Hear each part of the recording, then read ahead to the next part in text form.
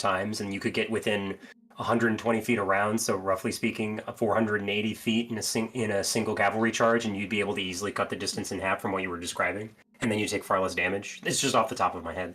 But, that would also depend on us on the theater where we were in, actually having apprentice wizards we could actually pull in. Well, that's stupid. If you're just the only, if you're the only 17th level characters around, I don't know, man. That seems silly. We were the only 17th level characters around. Everything else, the equivalents would have been like 9th level and less, mainly paladins or fighters. Okay. Having even 1st level wizards would have been nice. Wow. All right. I'm good. Is the Drakkenheim setting. Hey Brent, I sent you a DM real quick. Nothing extreme. I just want to give you a heads up.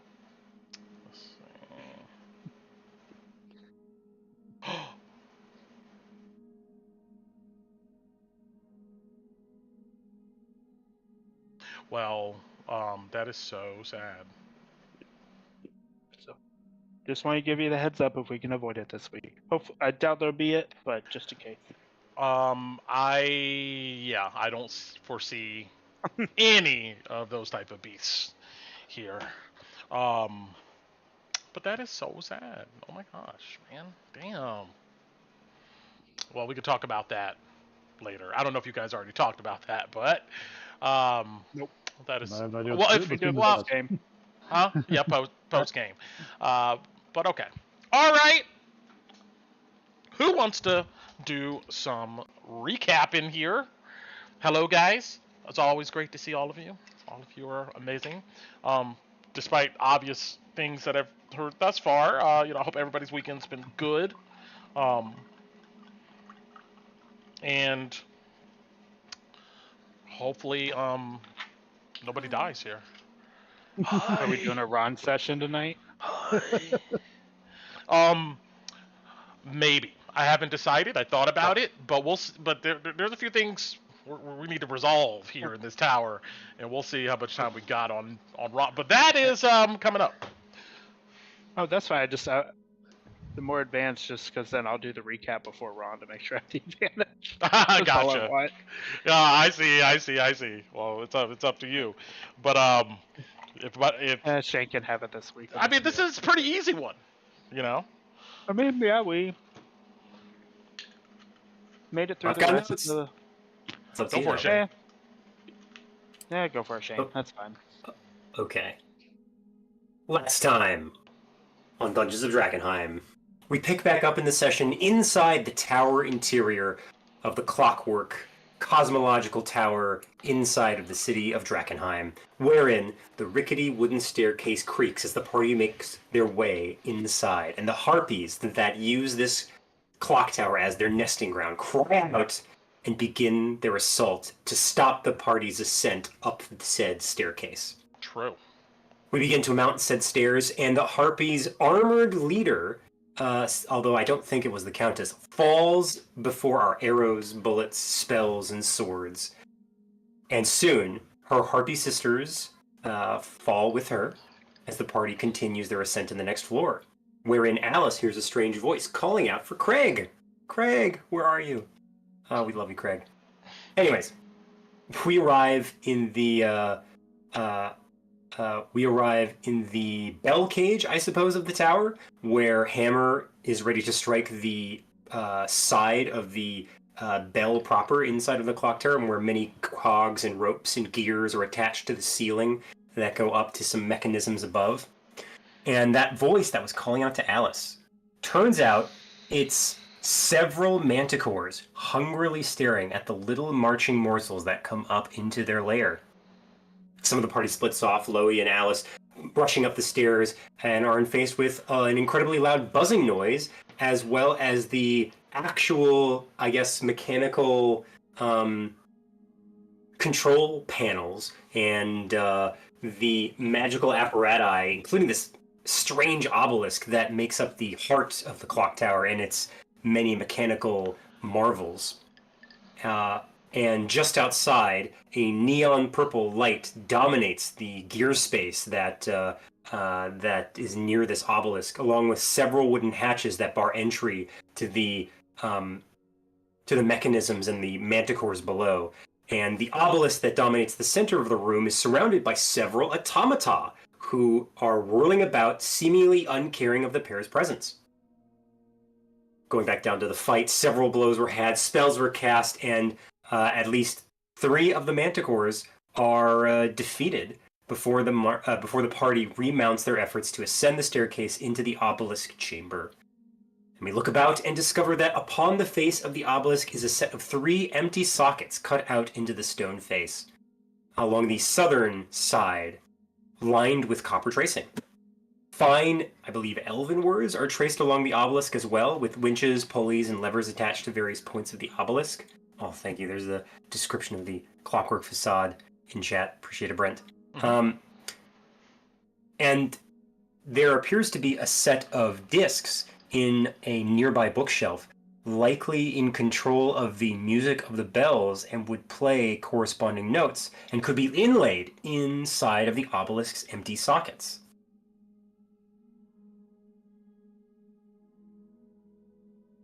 Oh, okay. Looking outside, we see that the staircase beyond leads out into the open air and is likely exposed to Drakkenheim's sky. But, important note, the haze, it seems, appears to be hindered from approaching the obelisk and is held back some 30 feet away. And our insights tell us that the obelisk is the source of the clock tower's power.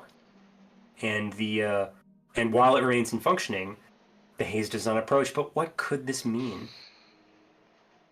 Our training in Arcana also tells us that somebody, Torin, who does that in a little bit, could attune to the obelisk and do something, whatever that might mean.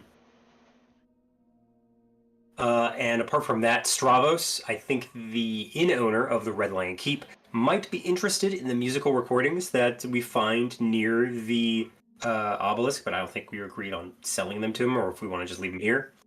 And with that, Torin reaches out in an attempt to, I believe, attune to the obelisk, and suddenly disappears in a puff of smoke as he touches it. Do you want me to read his excerpt, Brent, or are we saving that for when Torin gets back? Actually, you can read. Yeah, that's a good point. How about you just read what he would say or would do if he was here? Yeah. Yeah. Hold on, let me find it again. I think it's in Gen Chat, right? Yeah. Yeah. Where are you? Where's Torin's stuff? Okay.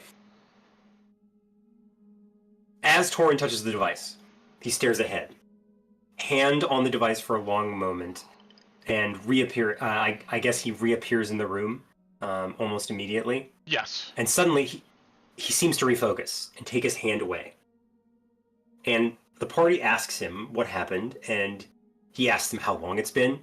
And Torin describes how he felt time slowing down to almost a crawl until it came to a complete stop. And he would recommend not touching the device until we can learn more, and that we should continue searching the clock tower for clues. And with that, I think we pick back up with our ascent and hopefully our final battle with the Countess of the Steelwind Harpies. Today on Dungeons of Drakkenheim. Take it away. Yes, thank you. Great recap. Take some inspiration. And we're going to hop right back into it here. I know we still got some stuff to do at Cold Body, but we'll get back to that. But yeah, we need to resolve this clock tower. We need to see your face. Oh, yeah. You can. Yes. I did not give you the link. Here we go. Under resources. Bam. So we can tell when you're plotting evil things. Brent has a pretty good poker face, but... Oh, sorry. Yeah. No, don't be sorry. Girl, you can talk too. Don't even. I was gonna say, you can kind of tell sometimes because Brent can't hold back his excitement to torture us. That's True. why I don't do video when I run games. My face would give everything away. All right, so let's go ahead and while I'm getting the ambience up and running here, you can read that clock tower facade to refresh yourself of how it looks on the outside, on the approach. And I'm gonna put this up here because these things are important.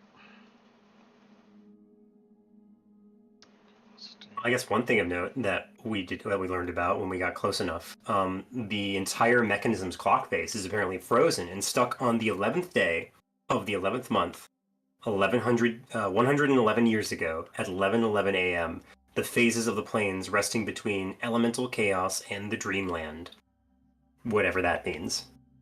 That's pretty cool. Ron would know. Well, offhand, immediately, 100%. Let's see. You would love this tower. Just saying. True.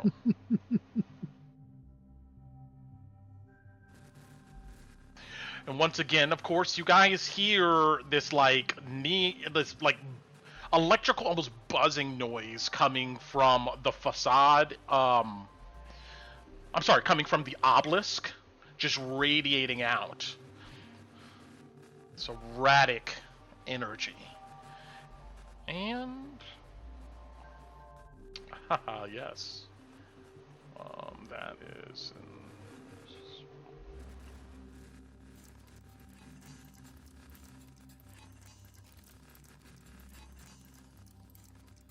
I haven't listened and I don't have it in my notes, but has any of us done a history check on what else was happening the day that the clock tower stuck at?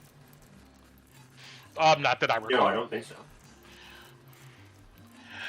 So, one last thing on Torin before he goes ghost mode is when he appears here. Let's see, what exactly did he say?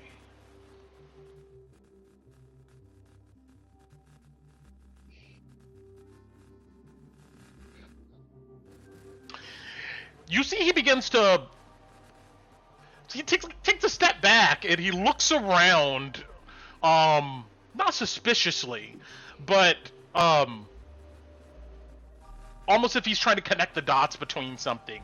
And you see Torin begins to walk around, looking under the clockwork mechanisms and the facades around these pillars. He's just been walking around, looking around. While he does that, these little crawling and sometimes hovering clockwork automatons just buzz about here in the octarine neon glow of the facade. When Torin leaves the obelisk, you see one of these creatures comes over, and from its body, a little tiny probe pops out, goes over to the place where his fingers touch the obelisk, and sprays something. Then another little probe comes out with a little swath at the end of it. Then it scrubs it clean. And then it floats off.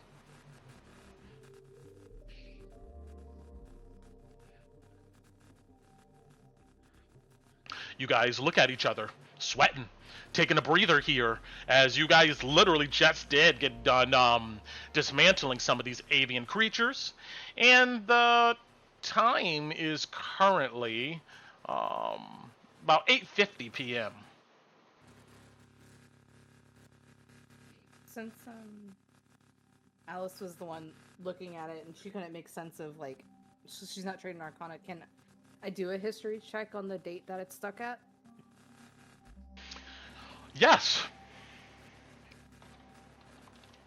Since yeah, just because I'm proficient in history. It doesn't matter. 8. It's too pretty. She doesn't care.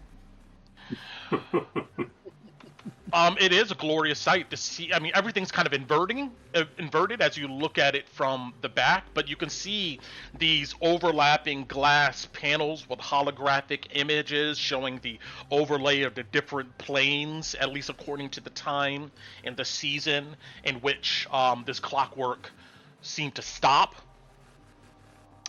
It's mhm. importantly right because it's such a public event. We would know if that was the day the meteor fell, right? Because it's not. That was like 15 years ago, 20 years ago.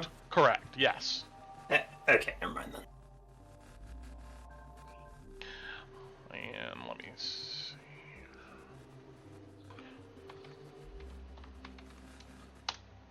And interesting. Huh.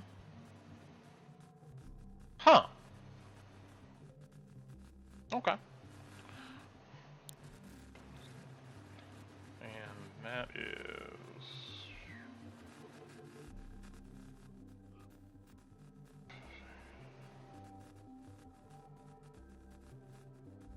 Okay. Yeah, these machines float around. If you guys look around here further, I will give another description. You guys can tell me what you're doing with what you know.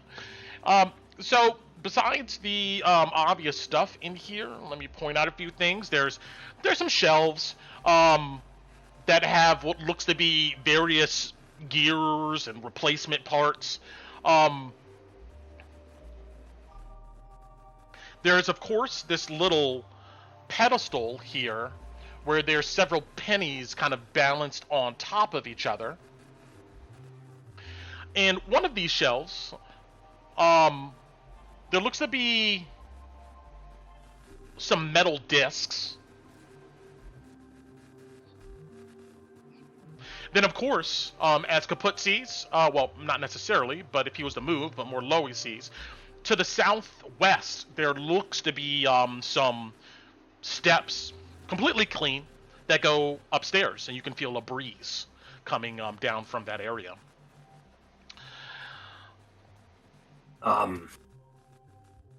Quick call in here. How's everybody doing? I'll do this rest. Yeah, Kaput looks pretty beat up. Just a little bit. We need a breather. Do we need a moment? Yeah, that would actually do me wonders. And Brett and I did do the math re-listening. Mm-hmm. I did take over 100 points of damage from the last session. Well, damn. So. Ginu? Alice, roll me a perception, real quick. What about you two?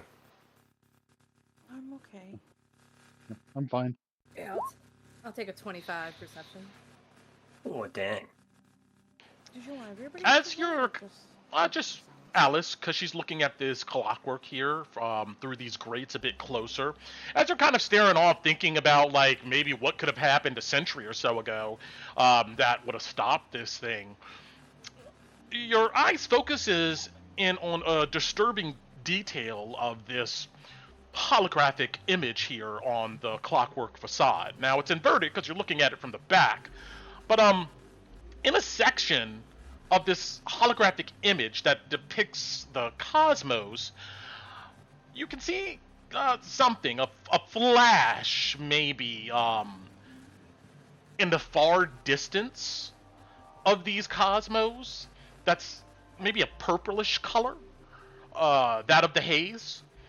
Who knows how far away it actually is here in this holographic image. The magical resolution leaves it very blurry, but it's like a speck that just kind of pops out. Even more interesting, on the lenses that superimposes the elemental chaos in the astral plane, colloquially called Dreamland, it shows something on the same exact location. If you would have taken this image of the cosmos and this little flash I'm talking about, and then you lined up next to it the elemental chaos in the same area, there is something. And if you took the holographic panel of the astral plane, there's also a flash like in the same area. But this, instead of it technically being a flash, it looks like some vortex that bends light around it.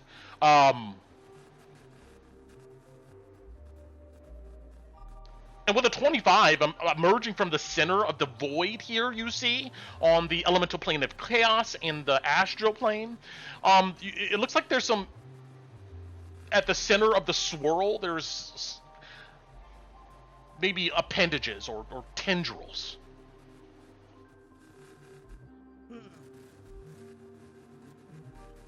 That look pretty similar to all the other Eldritch horror kind of vibes we've gotten from all this delirium and stuff. I mean, it's a good guess. Once again, Do they move like they did in the in the dream on the train?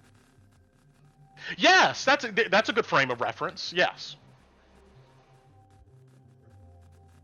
Do common people know about the elemental chaos in the Dreamland, Brent? So No. common knowledge? Okay. No. It's just labeled with that, and that's how we can tell. Yeah. And I mean, this is not secret knowledge. But if you guys were to talk with each other and collaborate, I imagine if Torin was here, he probably would have a background in knowing some of this. Maybe even Kolabadi. Would probably tell you these bare bones information. But there's not any labels per se. Oh, okay.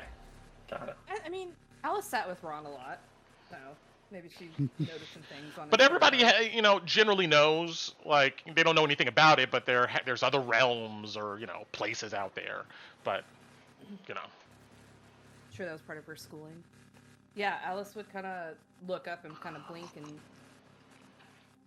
kind of look back and instinctually look for Ron because it has to do with stars, and then just be like, "Oh shit, body." Kolabadi will wander over. I can't remember anything about the date, but I was staring off, and then she would point this out. What you were just describing, Brett. Okay. And look, there's tendrils. So she'd point everything out to Kolabadi, and she's speaking loud enough that anybody else around would be able to hear it as well. Yeah, I guess I'll take a look at the celestial alignment. As far as these ghosts are Do you remember concerned, anything we're about the still date? on number 4, right? Yeah, we're still in the Queen. Okay. Wait. Number 4 is despair. You told me to Queen? consider Oh, okay. this day the Queen. Oh, okay. Oh, yeah, perfect. Good.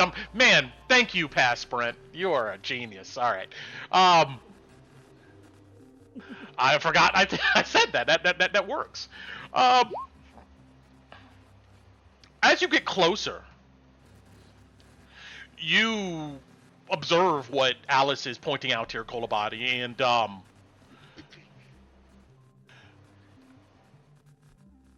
you can see very faintly a reflection of someone, of course you know, on the lens that has the holographic impression of the astral plane. Her eyes look towards this vortex with these tendrils. I don't know, maybe you reflect back on your experience with her.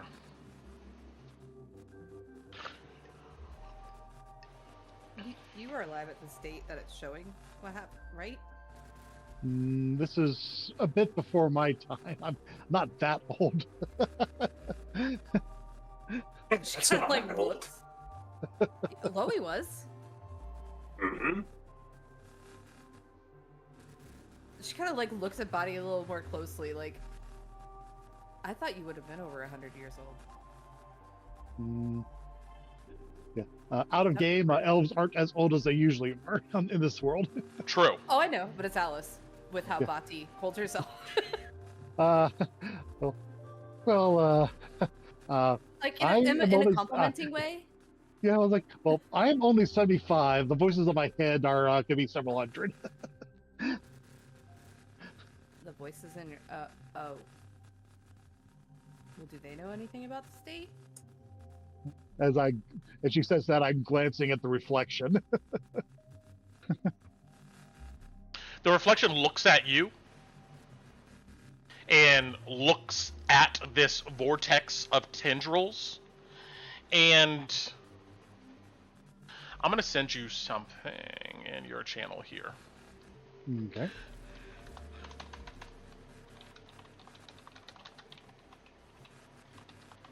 Oh, we need to get Kalina's token up here with us too. Oh, hello. Hello. Welcome. Baby's been nice today. I can actually move, so Well, that's good. here. Thank you, little growing person, for being good for mommy. Hmm. Yay!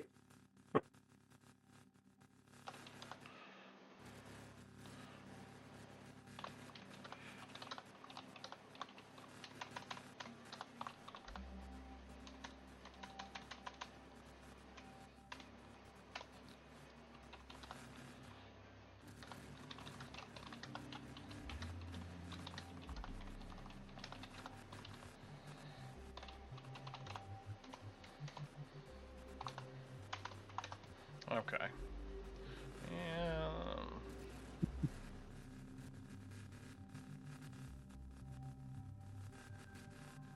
So... Okay, there you go. Let's get the token. Let's see. Kalina. Bam. Thank you. So in Wanna short, interrupt. Kalina, they fought their way up the tower past the avian monsters and found themselves in pretty much the clockworks of the Cosmological Clocktower. Torin's character touched this obelisk in the center of the room and disappeared, then reappeared, and said that nobody else should touch it. And then he began to like kind of wander and search around. And the rest of the party has been pretty much investigating this area. There's these little floating machines. Sometimes they crawl, sometimes they hover, just moving around this place. They just seem to ignore you. Okay.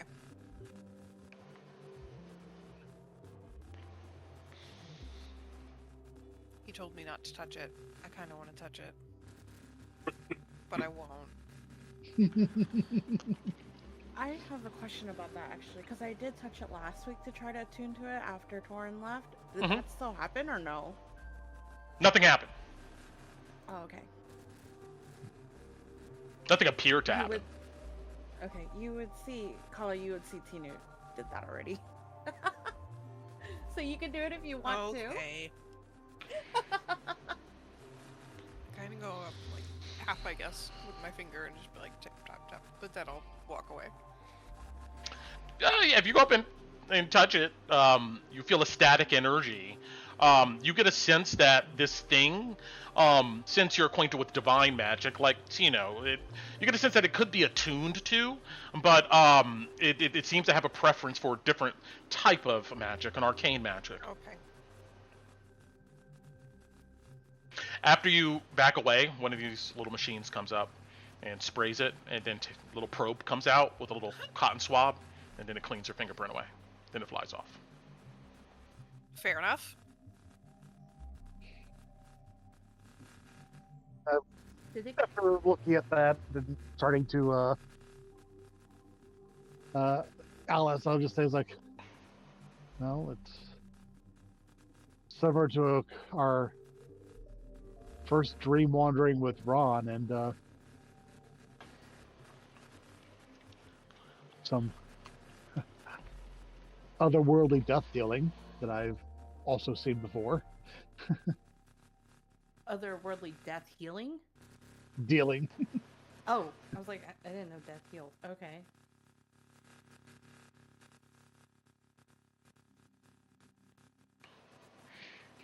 This place is quite an, you would imagine in better times that this was quite a sight to behold in Drakkenheim.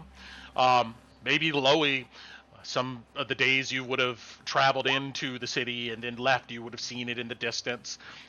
People always point it out, and it's a sight. Yeah, it's one of the big tourist attractions. People come here and they get paintings of the thing, probably. Yeah. Folks wanting to sketch in a lake outside in the grounds. And looking out the narrow windows here that are paneless or glassless now, you get another amazing panoramic view of Drakkenheim. Real quick.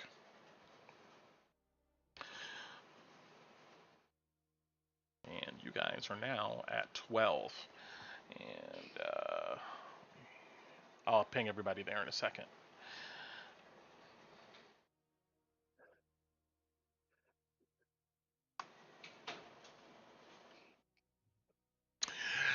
Looking out in this area here, you can see you're really close to the Dran River.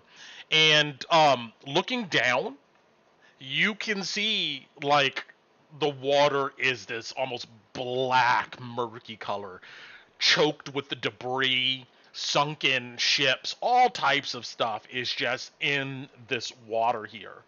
This bridge right here looks to be intact actually though, although there is like a bunch of debris and stuff kind of choked under it. Looking to let's see. It's not numbered on the map, but this rectangular building over here, really small, north of the 2 of the 12. This building stands out from this vantage point just because it's so big. It just dominates this edge of the block. It's hard to see exactly the state of it considering its distance and the haze, but it looks like a columned, massive building that's not too far away from you guys' position. Maybe you recall somebody saying something about that around here. Let's see. And of course, to the south, the entire south ward, yeah, just choked in haze. You can't see like pretty much anything probably here and moving close to the crater in this direction. Just swallowed in it. Clouds, lightning, and stuff all above. And then of course to the north here, across blocks and blocks, you see Castle Draken perched on its hill. Haze fuming from its windows and lightning. Everybody, run me a group perception. Sure.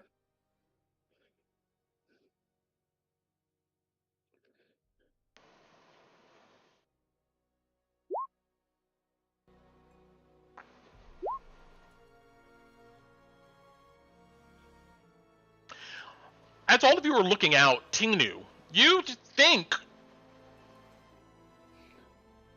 through the clouds around that's swirling around Castle Draken, you think you see something moving through those clouds in the air. It's hard to tell what though. It looks like it could be a winged creature. Is that a dragon?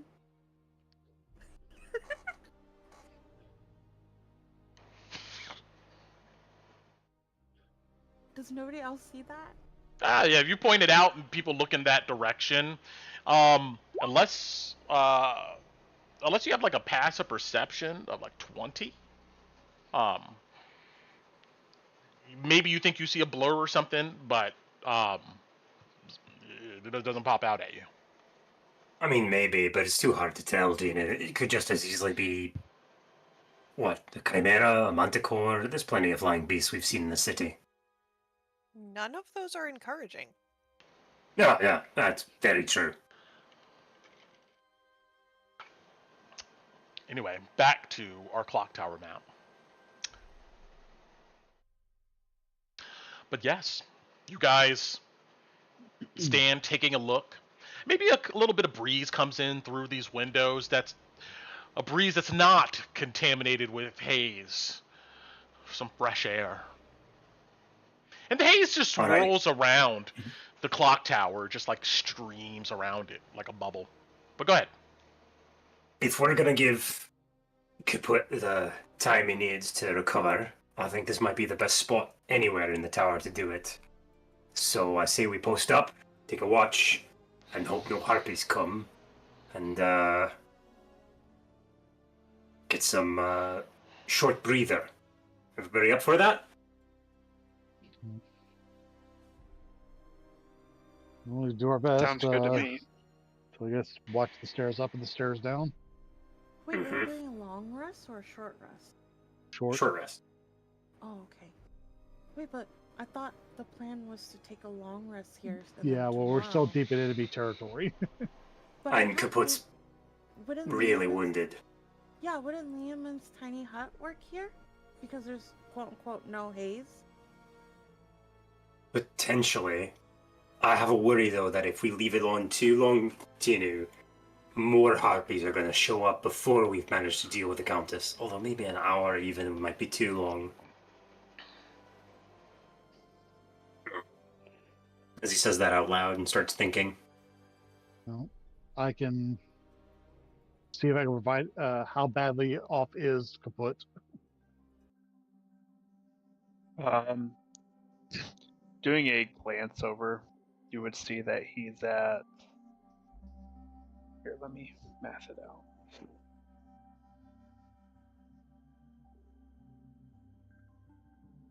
He's about 30% health right now.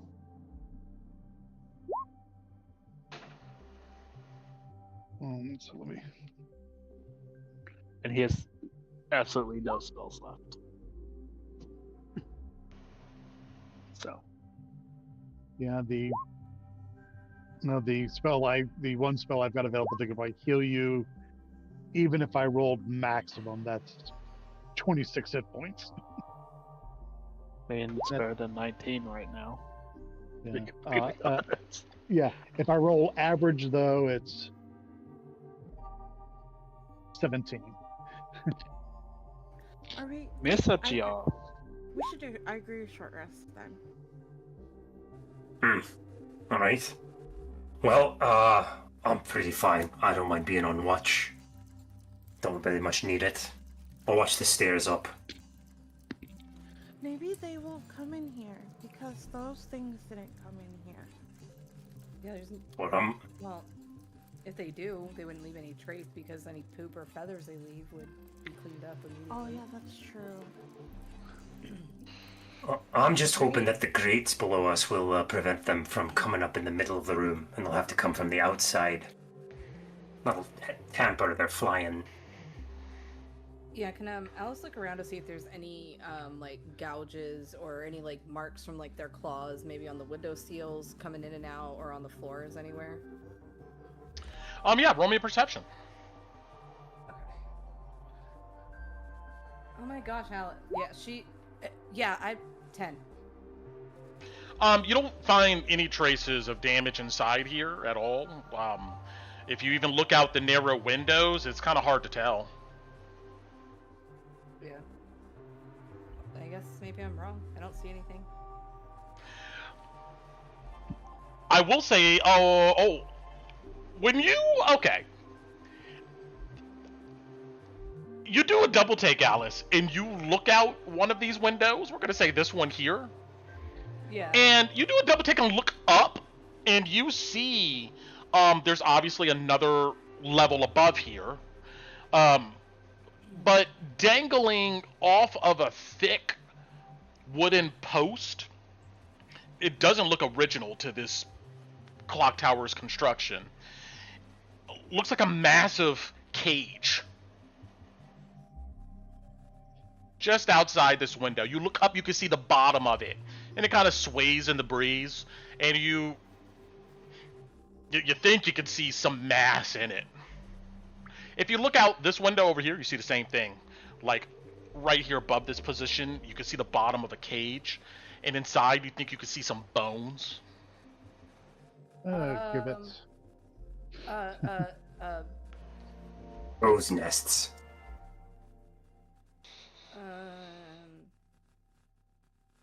Not the ship guy, neither. Does somebody with a flying thing want to go check that out? She looks between Body and Tinu. Oh, yeah, I can. Where is it? And she'll Oh, point wait, up out the my- window. My flying thing only lasts for a minute. Can we turn into turn base? No, I would. No. Not you, Ellie.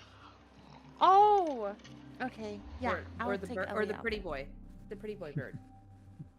Unless you No. want to do Only it, Bobby. the only thing I like.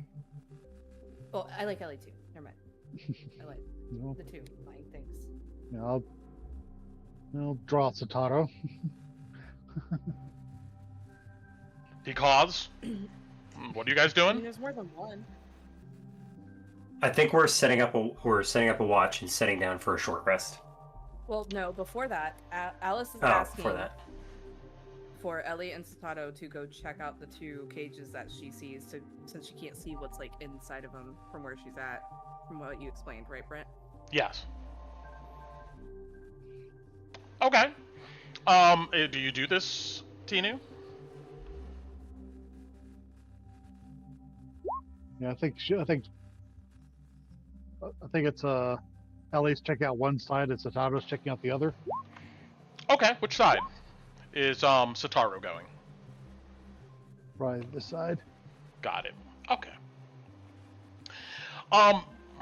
Ellie's fat butt squeezes through the narrow window with a pop, and then she takes flight. And Sataru does the same thing. And I think he's still downstairs somewhere. There he is. Alright.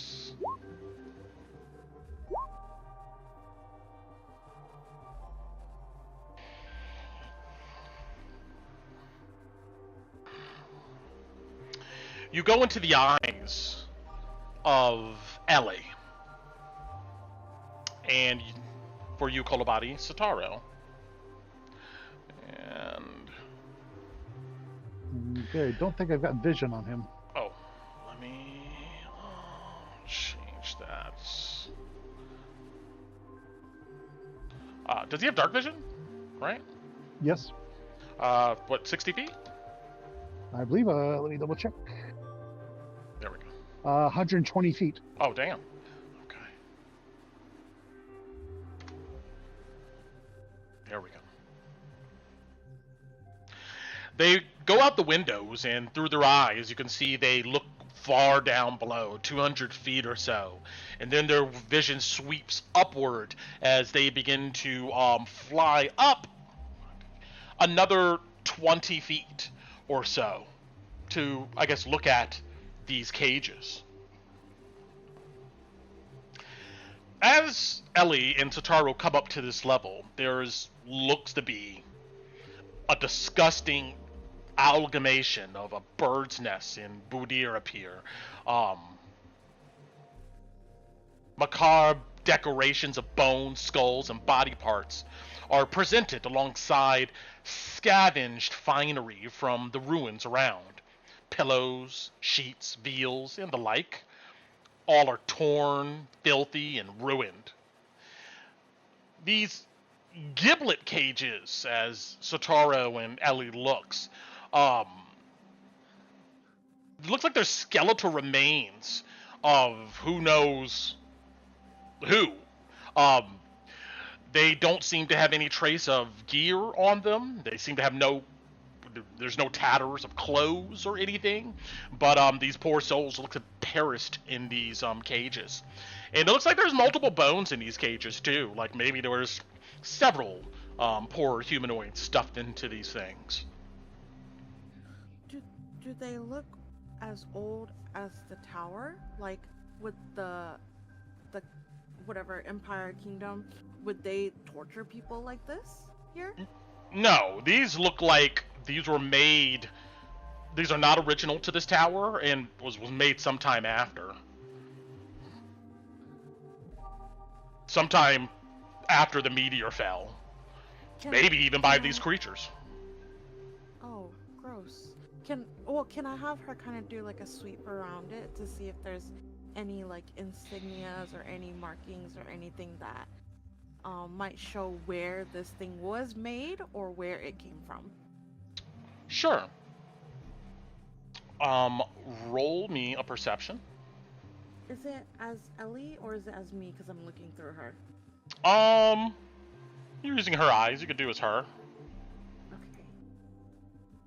Perception. Oh. As she flies around this cage, looking a little disgusted. Same thing for Satoru. You find no insignias, nothing that indicates how or why this is here. She just says not train. What is Ellie's passive perception? Oh no. Passive 13. Okay. Yee.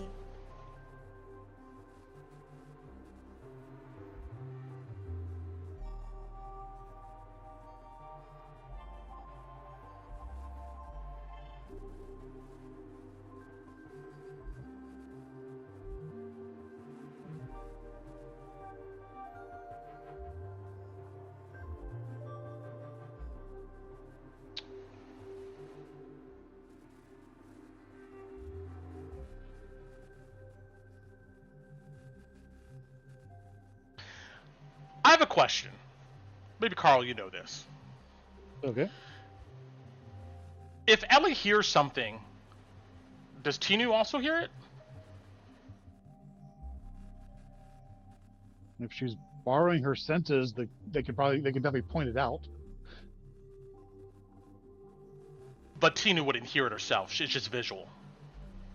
No, it's both. Seeing it should be sight and hearing if they're. As long as she's within 100 feet, because she can't do it if it's further than that. Got it. I think that's the range. Yeah. What is Sataro doing? Okay. Well, Sataro is inspecting the gibbet on this side. Yeah, he peeks his head in, and with his beak, he maybe nuzzles around in some of the remains. But roll me a perception.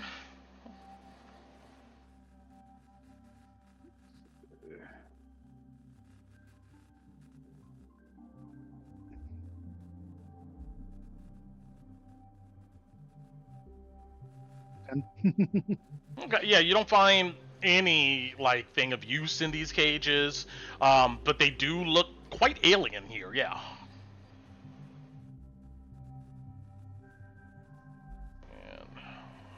So the dead tentacle monsters we've run into, or No, I mean these just look like humanoid bones and remains inside of these cages. you know, Like piles of them. See, there's a little door. the bones look gnawed on. A good question. Yes, it looks like these bones have been chipped and definitely damaged intentionally.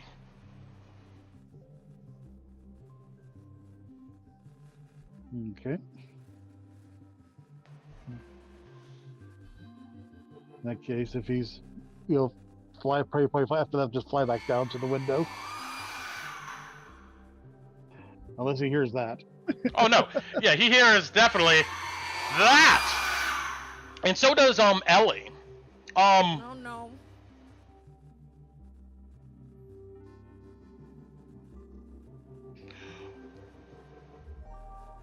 Roll me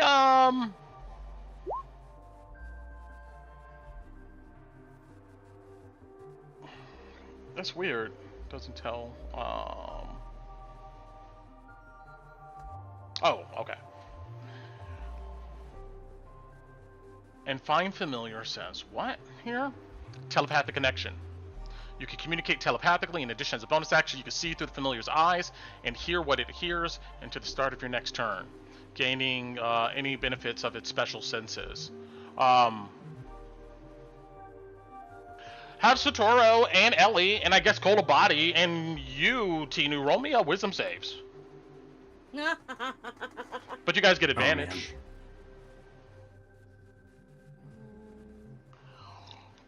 I'll give you the Wait, who gets advantage from your earplugs. I'll give it to you. Okay.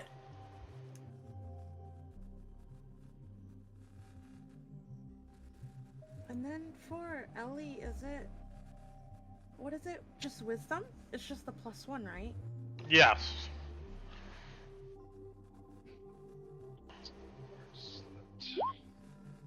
Am I close to Kalina? Yep, I'm within 10 feet, so I get plus. So I get +4. Okay, 18, 27, and Sotaro and Ellie. It's always Ellie. Fucking Ellie. I'm sorry. No, it's okay. Sotaro takes 17 points of psychic damage, and you just hear it echoing in your ears this screeching noise. It just vibrates through your mind. But you're able to grit your teeth against it, and you're fine. And that's Tinu, Ellie, and Kolabadi. You guys are okay. But Sotaro, if he's still alive, he bolts. He just begins flying away. 15. Okay, yeah. He puffs. Wait, so we and all disappears. take that damage, right? No, if you made the save, you're fine. Oh, well, So- wait, but Ellie only did 11, so Ellie's gone too then. Oh, okay. I'm looking at the wrong thing here. I'm sorry. Yeah, Ellie. Yeah, same deal. Ellie's gone. Just poof, just disappears. Oh, And Sotaro got the 15. I'm sorry. Sotaro's okay. Took some damage or not? No, Sotaro didn't take any damage, but Ellie took the 17. My bad. no, Ellie! Well, Sotaro would definitely fly back down.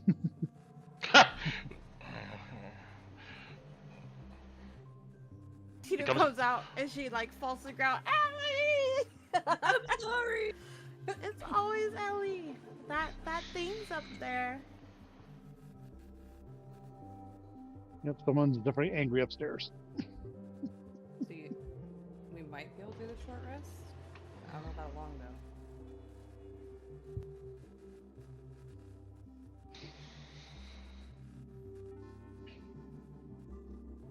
Give it cages full of bodies, cracked a knot on, and some kind of nest up above us.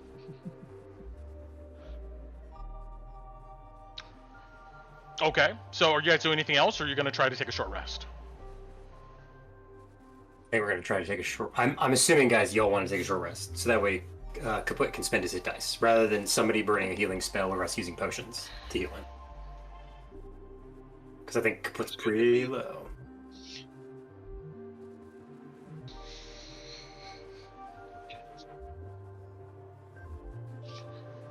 Well, Tinu looks like Tinu also needs to spend some hit dice too. Cool. All right. Well, it sounds like you guys settle down. Maybe slouch down on the floor and attempt to take a break, considering what you know is maybe just above you. I'm on watch, by the way, Brent. I don't need to really take a rest. Yeah, same. Alice will be right here, kind of try to get herself in a spot where if anything comes up, she can just shank it. Got it. And I'll be guarding the stairway up. Okay. I also don't need to really rest, so I'll keep an eye on both of them in case I need to support.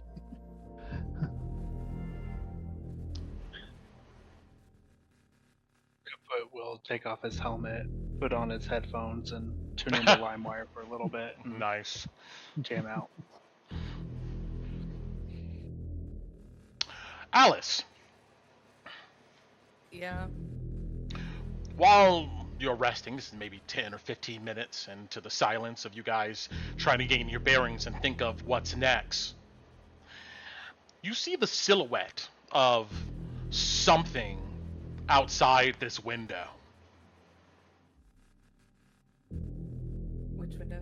Okay. Alice will To the be- south. Go over and look. Yeah, she'll go over and look. She'll be like, buddy, watch this. Watch the corner. Just go look. As you get closer, moving through the clockwork, you see wings keeping a creature afloat. It seems to have a helm, and it has the same sickly yellow eyes as these other avian creatures. Although this seems to be tinged with a crimson color. Soon as you come up to the window, the silhouette of this figure, lightning fast. You've never seen a bird move this fast.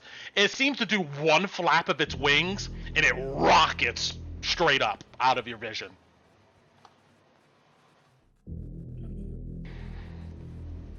It knows we're here, but it doesn't want us to see it. Keep an eye out on the windows.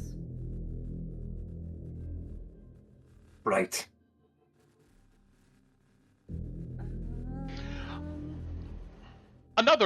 Anything else? I'm looking to see if I had anything.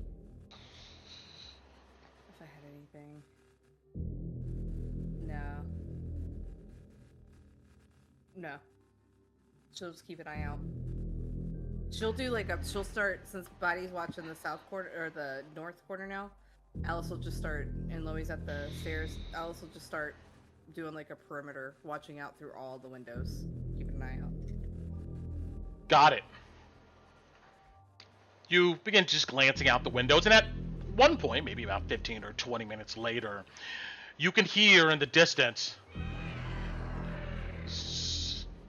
bird-like cries.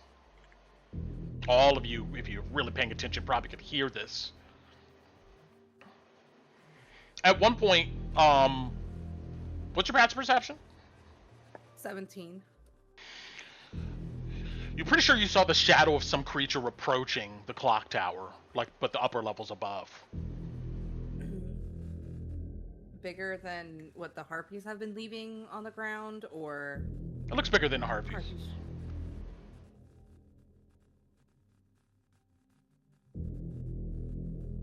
Does it look chimera shaped?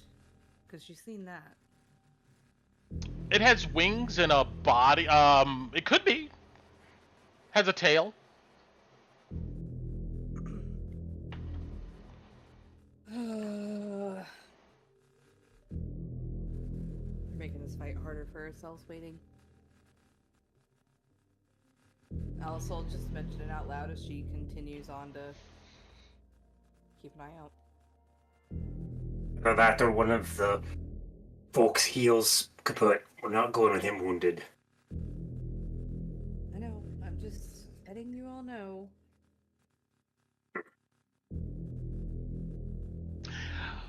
Just as Kaput is putting his headphones away and righting his helmet,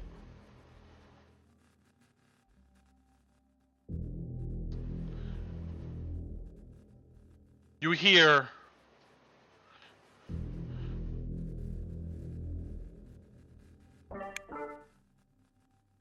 I think they're heading to the high up there.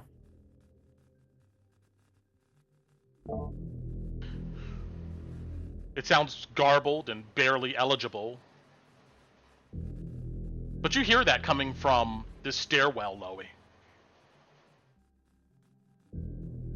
Do I see a shadow of anything start creeping down the stairwell?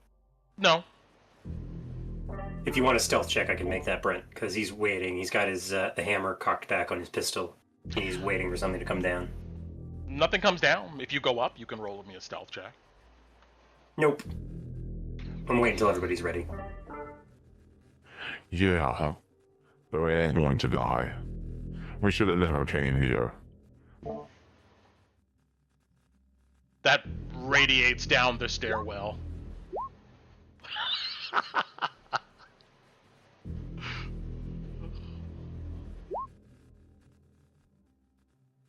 It's fine if it's gibberish. It sounds similar to the gibberish you heard downstairs. Yeah, noticing that. It sounded like it should have never come here. Oh, from Skyrim? Yeah, a little bit. We should have never come here. We should have never come here. They're gonna die.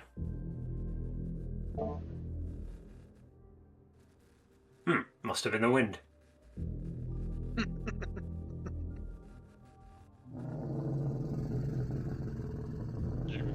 You hear that up the steps. Have we completed the short rest? Yeah, you can roll your hit dice.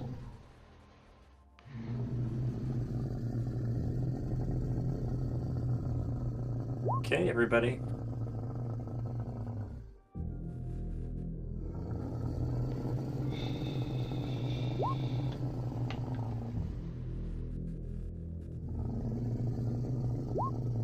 Perfect. That's all I needed.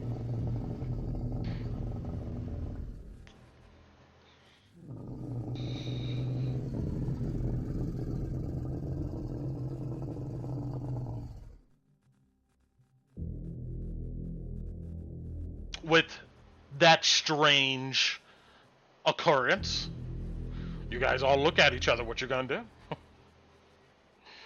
All right. Ari. Kiput. Tyrion. Bossy. Kalina. It's waiting for us up there. Who wants to lead and dance with the pretty kitty? Nope. I mean, I can. I know I can at least tank the hit. Go towards draw the its front attention. probably too. Yep. Head on. What'd you say, Kalina? I should also probably stay closer to the front. Well, we'll go first. I got some health now, so take that for Brent. Better go back him up. We might see that crimson harpy that Ari was talking about. That's fine. Kaput will start heading up the stairs. Before Kaput heads up, moves to the stairs, like Kalabati is going to tap him on the shoulder and drift a ghost onto him. Okay. All Kaput right. looks at Bati and says, "Thanks for the good luck." Tap. Starts walking up. Are you following behind Kalina, or are you just waiting at the bottom of the stairs? No, I'm falling behind. Got it. I was having a hard I'll be time behind moving. Kalina. There it is. I was trying to do it at a diagonal. My character didn't want to move. Okay. Are you going upstairs too, Alice? Everybody's going upstairs? Yeah, so follow. Yep. Okay, in that order. Got it. All right. Kaput. You march up the steps, winding, spiraling up. And as you do,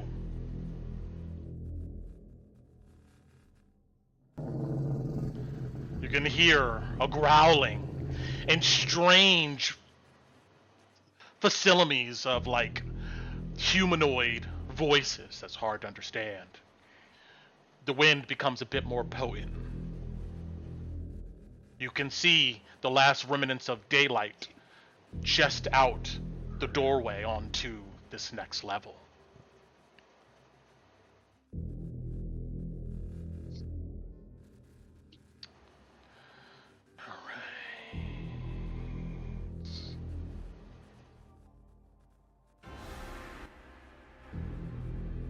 There we go. Battle music. Yes.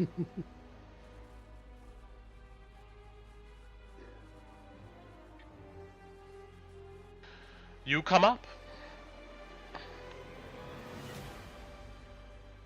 And look around. And immediately what you see is predatory eyes.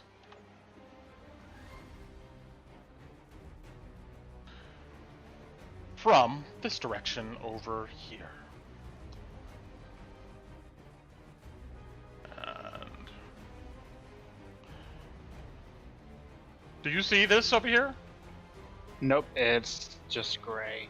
I mean, I see the yellow line, but then I see nothing Okay. to the left of it. Copy. Can I do this?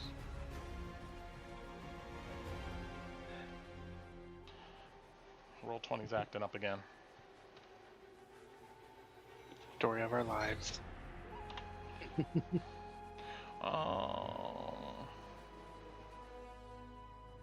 me try this here.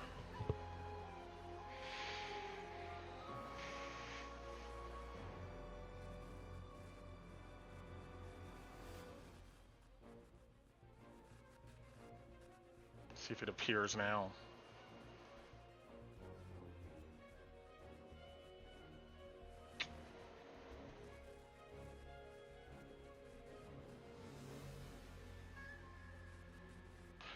I don't understand why. There it is. Okay. There you go. Now I see something. Yeah, I don't know why it was that way. You see one of these creatures with the massive humanoid head, horns, lion's mane, leathery wings, looking at you. It growls, and let's go ahead and roll some initiative while I pull everybody's characters up here, and we're going to clear all this first. Now, go ahead and roll.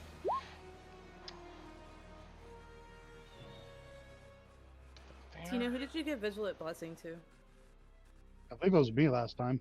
Yeah, that was Carl. Bugsy. I Okay. mean, yeah, Bugsy on the way up. And I don't think this aura's around anymore. Not after an hour. Always check the text log. Should be there in pink.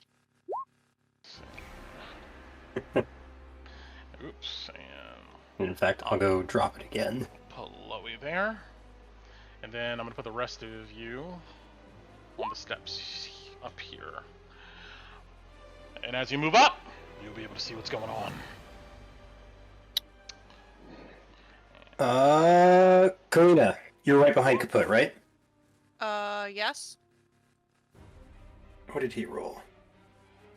I 13. rolled a 19. I rolled 11. So she's right on par to go right after me. Do you want to be together, or do you want to go faster? And Kalina rolled 11. Do you want Kalina to go before you or after you, Kaput? Preferably after. Because she's stuck in the stairwell and I'm kind of blocking everything. Question. Do I get a reaction before my turn? No, we're starting initiative right here after we get this order going. Can I? If somebody attacks Kaput, can I use my protection on him even though I haven't gone yet? No, you have to declare it as a readied action, or if it's a reaction, then as a reaction. yeah. If you see something happen, I guess that would trigger that. Yeah. Okay. Can I give because I have the alert feat from character creation, Brent? Can I give Kalina my 17 and take her 11? Does it let you do that? Yes. Yeah, I'll post it. Then yes. I'll drop the text. But yeah. And I'm gonna feet. delete all of our old characters here. Hopefully it doesn't fuck up the initiative. How do I drop this in chat? Is it this? Yeah, there we go. Yeah, I want to swap initiatives with Kalina and give her the 17, and I'll take the 11. Alright. Okay. 17. Loey will take the 11. Oh, I deleted him from the thing. And No, why? Cruel fate. see here at 11. Okay. Alright, and Colabody got a 19, right? Yep. Yep. Okay. Oh, I didn't even roll my guy. He goes at 0, that's fine. Yeah. You know, he still goes before me though. Alright, considering what we know, what we heard, what we've just seen, we're springing into initiative right now. So, Colabody, you're at the back of the steps. You hear this growl. Mm-hmm. What do you do? Well, I'm currently seeing through Kaput, so I'm going to ready in action to launch Ghost through him once I get a better attack angle. Got it. Let me see. I don't think I can give you vision on him. You Oh. can. I forget how to Yeah, do You it. have to also.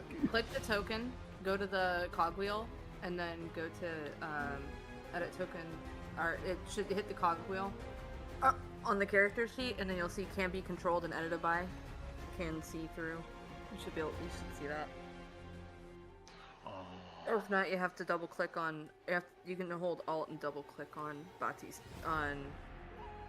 token, and it'll pull the right page up. Okay, it's the other character. She got it. Okay.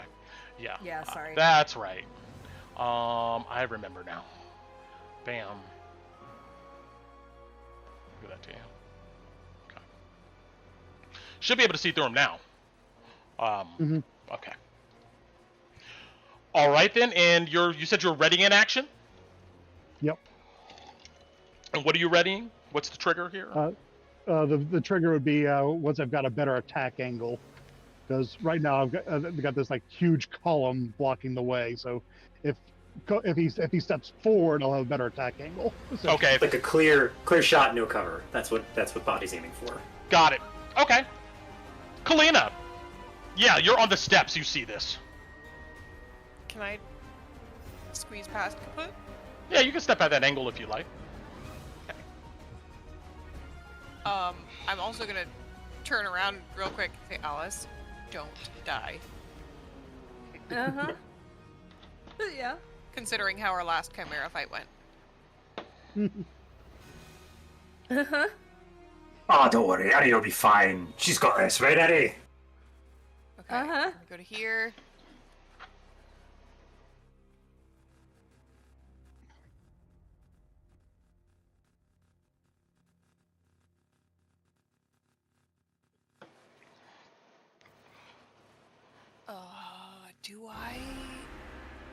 Do I boost? Yes, I'm gonna boost my armor class. Using not shields. Shield of Faith. Shield of Faith. There we go. Thank you. Which is a bonus action. So I'm gonna cast that. Got it. I didn't mean to put it there, but that's okay. And then I will smack it. All right, pushing Hammer past Kaput. Hammer out.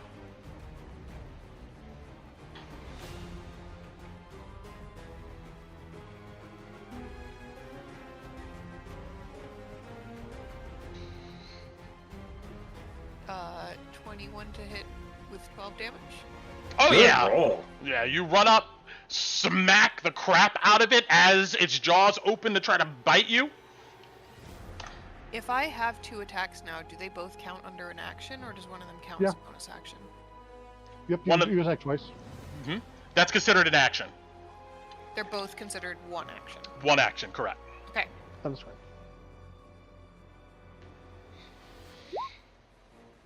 26 Fire. That hits. 12 damage. So hopefully that will have gotten its attention enough. Bonk! Slam your hammer into it again. You could hear a clanking noise as its bone and flesh meets your hammer. Does it seem nice and annoyed with me so that maybe it won't go after my friends? Oh yeah, you seem to have its undivided attention. Oh, awesome. Moving on. What do you do, Kaput? I'm gonna get over here next to it. Carl's once- thing probably goes off. Yep. So, first set of phantoms launching from his chest is a crit. Beautiful. For 12 force damage. Slams into it. And come up. Oh my god, Carl, you mad lad. 2. Spotty. For 14. 2 of these goes pummels this creature, and you see its eyes now dart between Kaput and Kalina for 14. It's looking hurt. Oh, Kaput, you can finish your turn. Alright, cool. Put's gonna start hearing or pulling energy into his Thunder Gauntlet as he goes for his first attack with Booming Blade. Got it.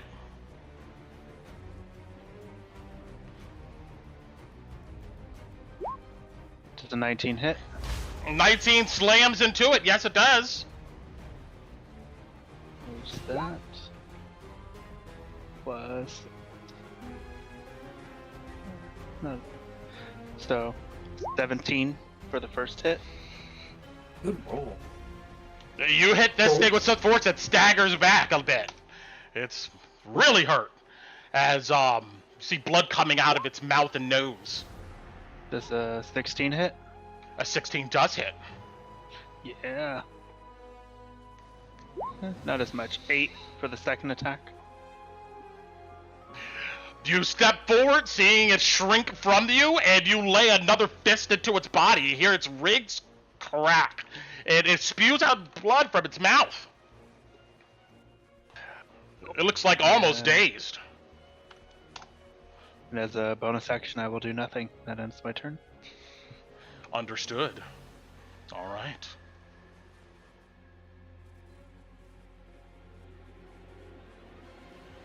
And with that,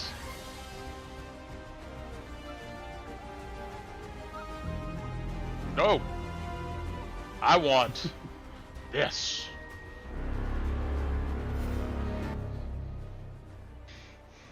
At the end of your turn,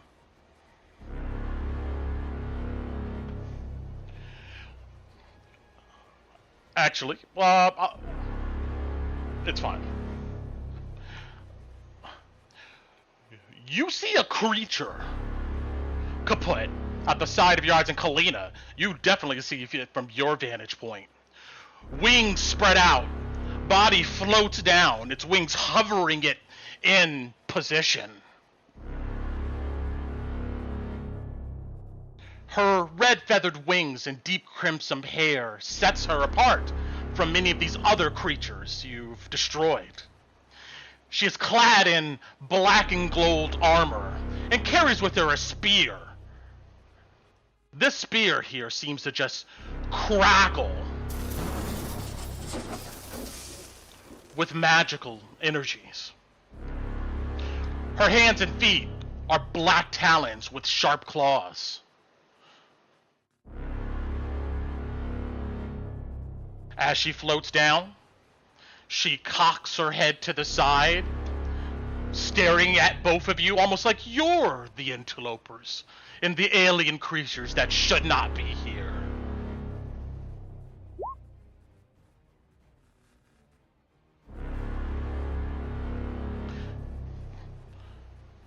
She points her spear in your direction, Kaput and Kalina.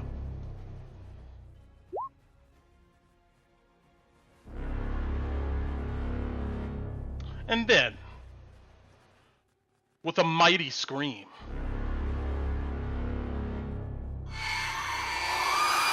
you see this spear begin to crackle with lightning and energy glowing, lighting up the place with fluorescent light.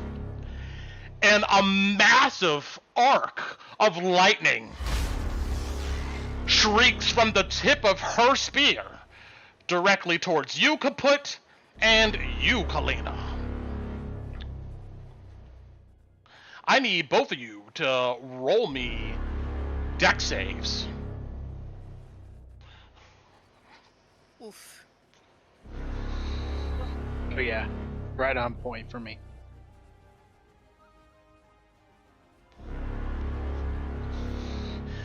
You do get a +4, Kaput, but it's not going to matter here. But, Kalina, 23 will save as you quickly bring up your shield and maybe duck down to one knee. As this lightning streaks towards you with such force, it tears up some of the stone and concrete around. And... Assuming I can't help because protection is only against attacks that they roll. This was a save. Yeah, I think your so. R is giving. Okay. What is check? Kaput, you'll take 29 points of lightning damage, and Kalina, you'll take half of that. 14. As That's a lot. this energy just rockets to you, blasting away. Now, with that being said, this monster It's a legendary monster, but it's operating by the rules that the dungeon dudes have set. So it's a bit different from a regular legendary creature. And just cluing you in on this, but you'll be able to pick up the rhythm. With that, though, we continue on through our initiatives here. Loey. All right. Loey begins to step around Addie, and he stops for a moment, and he looks and he sees her hesitating a bit, and says, Addie, remember what you're fighting for. You're here to claim what's yours. You're not going back there. Not with her, not in the closet, not with the Joneses. You've got your friends to fight for. Now come on, lass, let's put an end to this, and take this city, one fucking place at a time.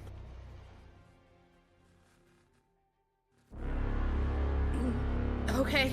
All right. You'll see that she like gets a little more serious. He nods to you and he'll head in. And I get sight on the Manticore, but I'm gonna keep running. 30. Brent, I do not 25, see her on the map. 40. Yes. There she goes. Thank you. And seeing the Manticore. Actually, wait, would Loey have seen her? I don't see her in the stairwell, though, right, Brent? Or did I see her here? No, technically, that's a wall there, yeah. Yeah. Okay, then I would have come here with my 40 feet of movement, and then I would have seen the Manticore. He draws out his pistol and fires twice at the Manticore. First shot. Am I gonna? Nope, I'm not going to. First shot. It's a straight roll. 28 to hit. 28 is gonna hit it. You take 8 points of piercing damage, and you are sapped. You have disadvantage on your next attack roll. You hit it right in the temple. Its head snaps backwards, and you see it stumbles and falls off of the balcony perch here. Oh! Well, that was freaking convenient. All right, then. And it blows up, like all the others from Booming Blade, just because I can. Boom! I don't have any more movement. So I guess that ends Loey's turn as he fires off a single pistol round and rightly ends the Manticore? That's a little anticlimactic. All right, cool. Good luck, coming down. Good boy. Yeah, you set it up for me. He ends. Got it. One thing to note for Kaput here, I almost forgot this. We're using some statuses from Dungeons of Drakkenheim, and you're considered shocked. You're dazed, which means that you can take an action or a move, but not both, and you can't take bonus actions. And attack rolls against you have advantage. Oh. And it's like a super shit. Well, you don't got anything in your hands. But you would have dropped whatever you were holding. I'm not holding the gauntlets; they're part of the armor. So yes. Yeah. As a note, this orange boundary here is the upper story. So everything outside of this boundary is just free open air. Everything inside the boundaries, there's a roof above you. So, pointing that out. 20 feet. At the end of your turn, Loey, you see Kaput and Kalina, the Crimson Countess. She narrows her eyes, seeming to be pleased with the effect. She uses her aerial combat, flaps her wings, and she just rockets 60 feet up. 60-foot token on her.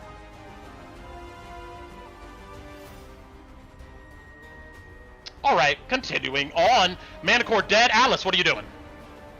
Alice is gonna come running up. 20, 15. You can see her from here. Come on. Sorry, roll 20 is being a pain in the butt. She's 60 feet up. Yes. Alice is gonna look at Loey and I'll look at Kalina and what am I gonna do? Yeah, you know what? I'm gonna keep moving away from them. See here, because I saw them get shocked. I'm good. Yeah, as far as I can get. I'm gonna hold the dodge action this round. Understood. Wait, you dodge? You dodge then? Okay. Yeah. Yeah, I'm gonna dodge this round. Yeah. All right.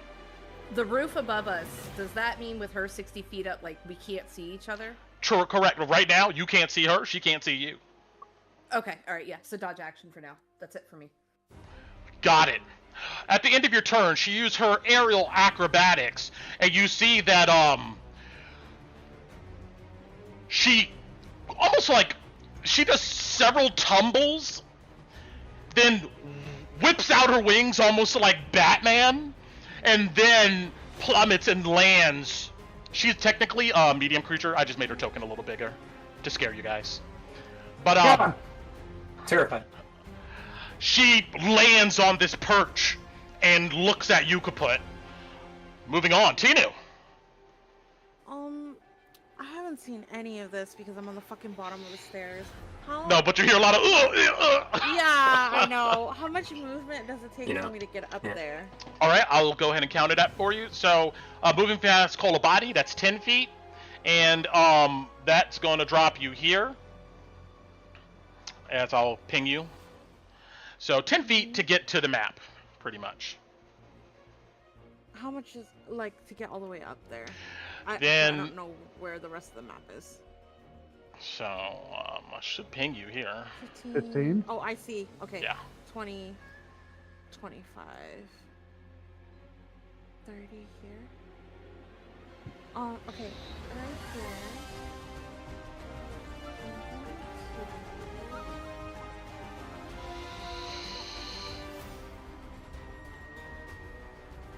I'm going to action, cast my channel divinity. And then, bonus action, I'm going to use my Step of the Night. And that's my full turn. So you made a glow? Yes, I do, unfortunately. Shiny! Yeah.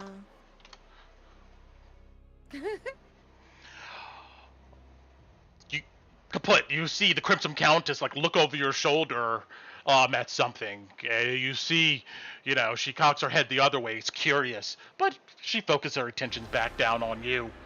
The wall's half hiding me, That's fine. though. Yeah, towards this glow.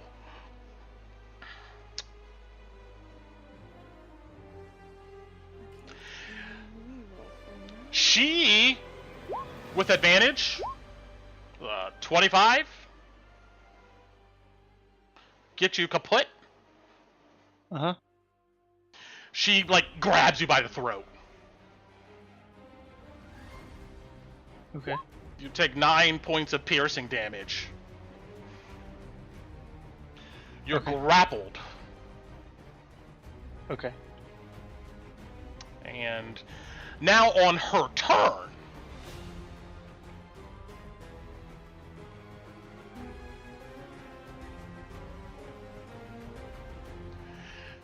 you see she smiles at you, kaput, and cords of electricity begin to wrap around her, then burst outward in a 30-foot radius. Jeez. Dun, dun, dun. And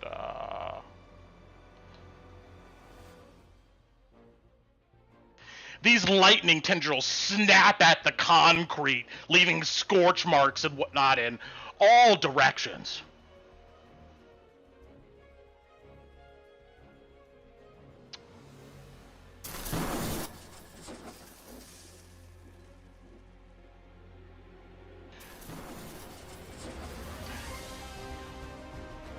You get a sense anybody who starts their turn within this aura here is going to take some damage. Besides that, with surprising strength, she pushes her feet off the ground and flies another probably 60 feet back up into the air. She's gonna go at a diagonal. 5, 10, 15. This way. Carrying you with her.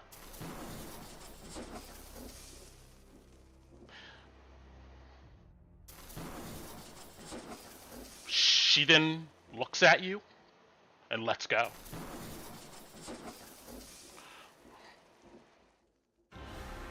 Do you do anything? Have to wait till my turn, right? Yeah, I'm just looking for any reactions or spells like that. If none of that, yeah. If I get a react, well, does it count as an opportunity attack if I'm falling away? I would assume no. No. Alright. I do have an action I can use, but I have to wait till my turn. This is true. Let me open this up here. Yeah, but while you are shocked, just know that you can't take bonus actions. You can take a move or a regular action, but you still have your reaction as necessary. That's for everybody. But unfortunately, yeah, she just lets you go. That's 200 feet. Well, I'm doing the math. 20 die 6. Is this Earth's gravity? 9.8 meters per second. Well, it's like 10. It's like 1d6 per 10 feet, right? So it's No, how fast am I falling? Oh, 500, In 500 rules, feet, right? 500 feet around. Yeah, I don't know off the top of my head. 500 That's feet right. around. I have to look it up. If we don't know, let's see. Hold on. Yeah, It's 500 something feet in D&D rules. that might be 2014. I don't know what it is in 2024. Fall speed. Yeah, we'll do 500, up to 500 feet in the first round and up to 500 feet per round after. Yeah, in Xanathars they talked about it. Okay, that makes sense. Damage is capped at 20d6. So. Yep. I mean, falling within the 200 feet, would I get my action before I hit the ground? That's I'll all give I it to you. Yeah. Hey, let's go. Okay, so do I want to wait till my turn and then I'll do what I want to do? Well, I'm about to roll. If this is going to prevent damage, then let's do it now. Yeah, during my short rest, I activated my signet ring, giving me a second level spell slot, and I'm a vortex warp myself back inside the clock tower. Is Vortex Warp a reaction? No, it's an action, hence the reason I was saying I needed to wait till my turn. Gotcha. I see what you want to do. Almost Spider-Man like. I'll let it happen, but you're going to take half of this damage. Well, hang on.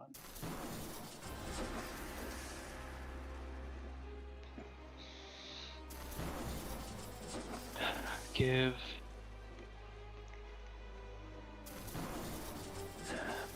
I guess I'm gonna leave this up to DM call. I'm gonna post it and you tell me. Says another creature, not me.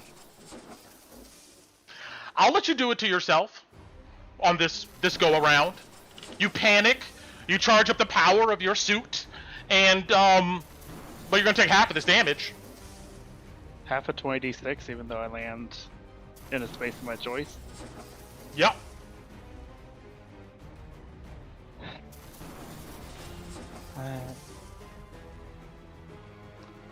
It is what it is. I'm gonna probably be down anyway, so regardless. That's fine. All I'll right. put myself safely on the ground then, even if I'm out. So go ahead.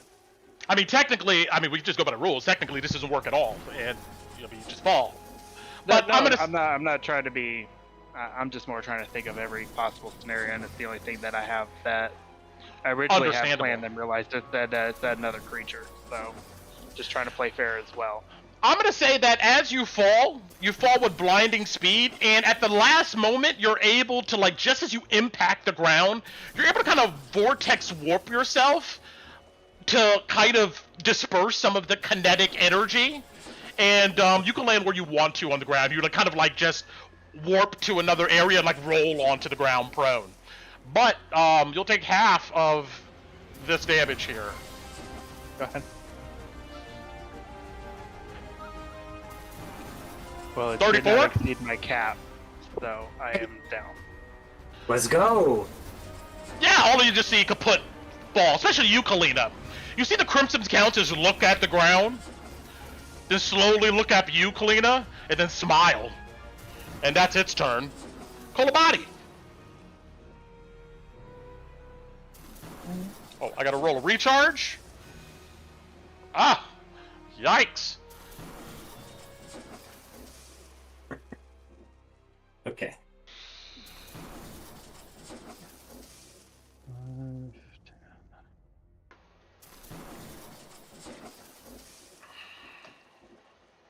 Let's see. Double check where I'm at.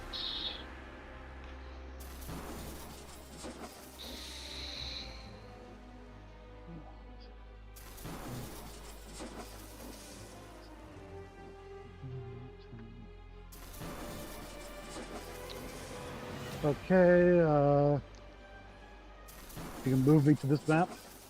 Yes. Let's do that. Bonk. And I'll ping you. Yep, that's 5 feet to there.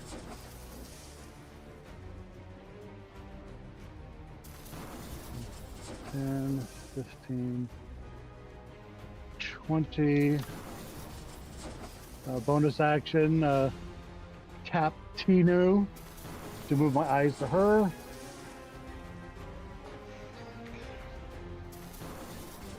And finish my move there. And action readied. If I spot a hostile target through my eyes or Tinu's, goes to ready. Understood. You duck around these arcs of lightning like that's just dancing in this area. Kalina, start of your turn. Roll. You'll take 11 points of lightning damage. Continue. Awesome.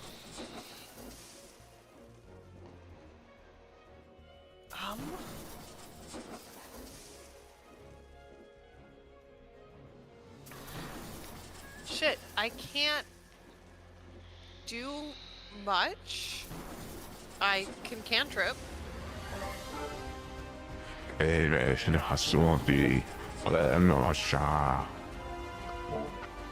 She screams that at you in some language.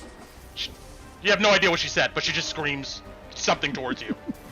Oh, God, she's mumbling the language of the Manticore. I don't know what you're saying to me. What language? Anybody knows Abyssal? No. I used to. I don't anymore. Dang it. Okay, I mean, I guess I will firebolt because that's what I've got right now. Which is frustrating.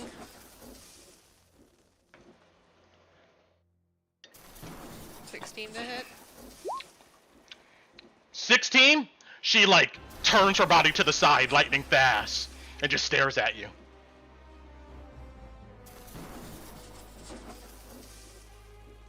Damn it, come down here so I can hit you. I guess I wait till she comes down.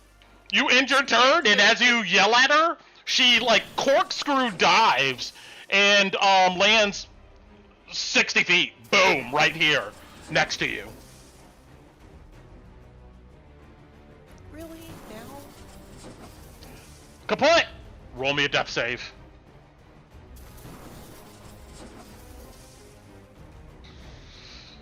Well, when she gets there, ghosts go off, so.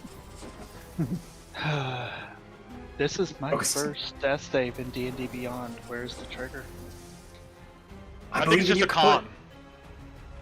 It's just a con. Yeah. It's just a Do you D20 want- roll. Do you want my inspiration? Nope. Well, usually the death save track appears when you hit 0 hit points. Yeah. Is there a way to set it to GM only? You can just whisper him. Hang on. You can whisper him a me. D20. Yeah. There is a way to do it though, but I forget. It's under the settings. Yeah, show me please. Real quick. If you right-click Sorry. something, you might be able to whisper it. I think. Okay. Yeah, send to. You send it to Dungeon Master instead of everyone. Okay. Like for attacks and stuff. Okay. Okay. Yeah, that thing. Yeah, cool. Hey. All right, Brett. Got What's it. your first one? Loey. My ghost go off. Yes, Oh, go yes. for it. Okay, well the first one was an 18 to hit. That'll hit. Okay. 5 force, push 10 feet, and 25 to hit. 25 will hit. 5 force damage, push 10 feet. At the end of your turn, as she falls, her wings just immediately like save her. Well, not the lightning aura. That's nice. She uses aerial combat to right herself. And what was the that last was- damage? 10? That was at the end of her movement. Huh? That was when she entered. That's when she triggered my ready to action Gotcha. for her movement. So she has. So I believe it's Loey's turn. Oh, because she used aerial combat to get to Kalina on Kalina's turn, and then Carl's reaction went off, which is why he pushed her. How do I arbitrate this? Let me see.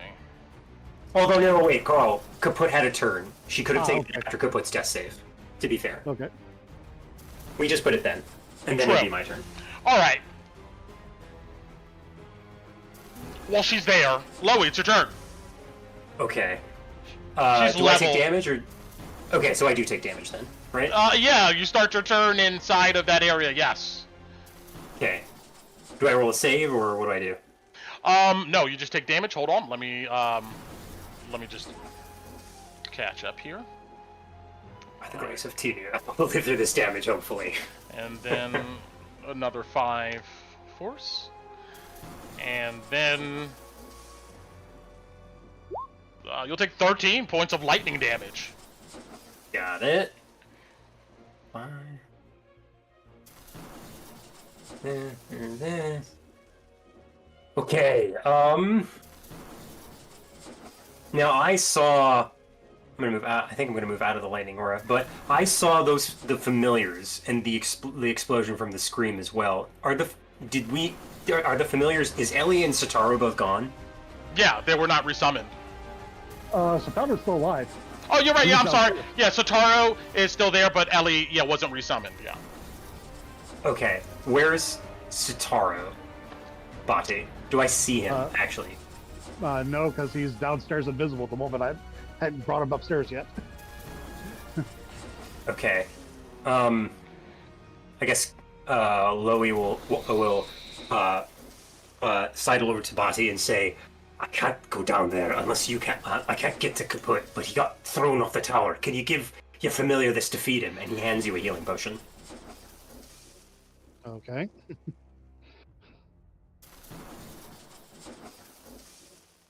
It's either that or I jump off the tower and hope I can make it.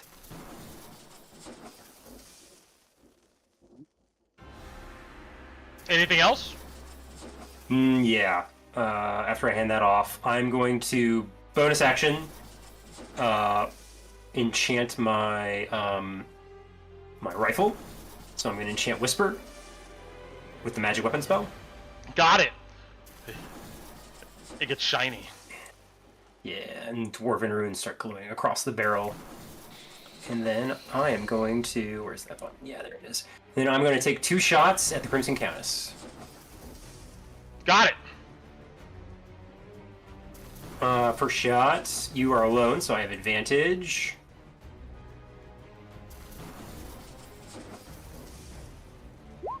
$27 to hit. Oh yeah, that hits. You're gonna take. I'm gonna spend an ammo to re-roll that. Oh, max. You're gonna take 16 points of piercing damage on the first shot. Actually, no, 13 because of magic weapon. Got it. And then 17 total? No, yeah, I'm already adding in my my +4 from So, yeah, so 16 plus 1? Yeah, 17. Carl's right. Yep. 17 total. And then second shot follows. 18 to hit. 18 connects.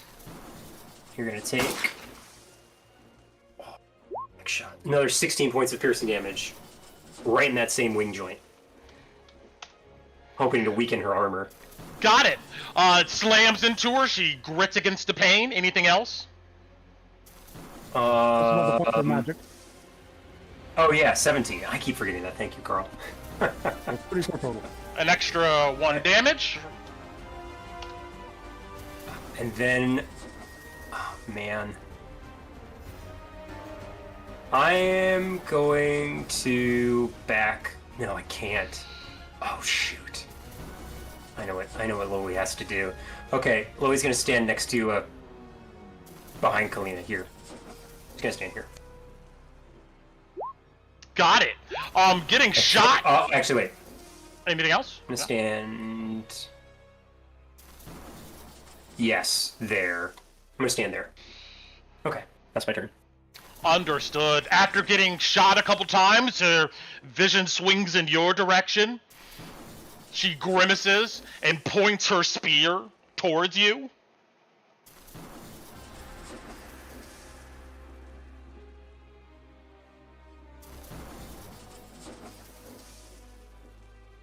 And roll me a deck save, Loey.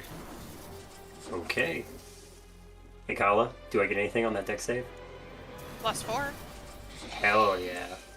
Alright, let's add 4 to this. That's half of the reason why I did it. Oh god, 14? Close, but no cigar. Actually, wait. No, I have to declare it before. Never mind. I can't use inspiration after I roll, right? Yeah, we've already... Yeah. Okay, you're good. Roll it. Hit me. Yikes! You'll take 40 points of lightning damage as a beam just slams into you, snaking across the floor, splitting and vibrating up the walls. You are considered shocked.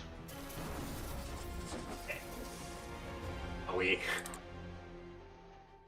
20. Hold on, I gotta do math. Alright, I am shocked. I cannot take bonus actions and actions. I gotta pick. Correct. You also drop your gun. Yep. Whisper is on the floor. Got it.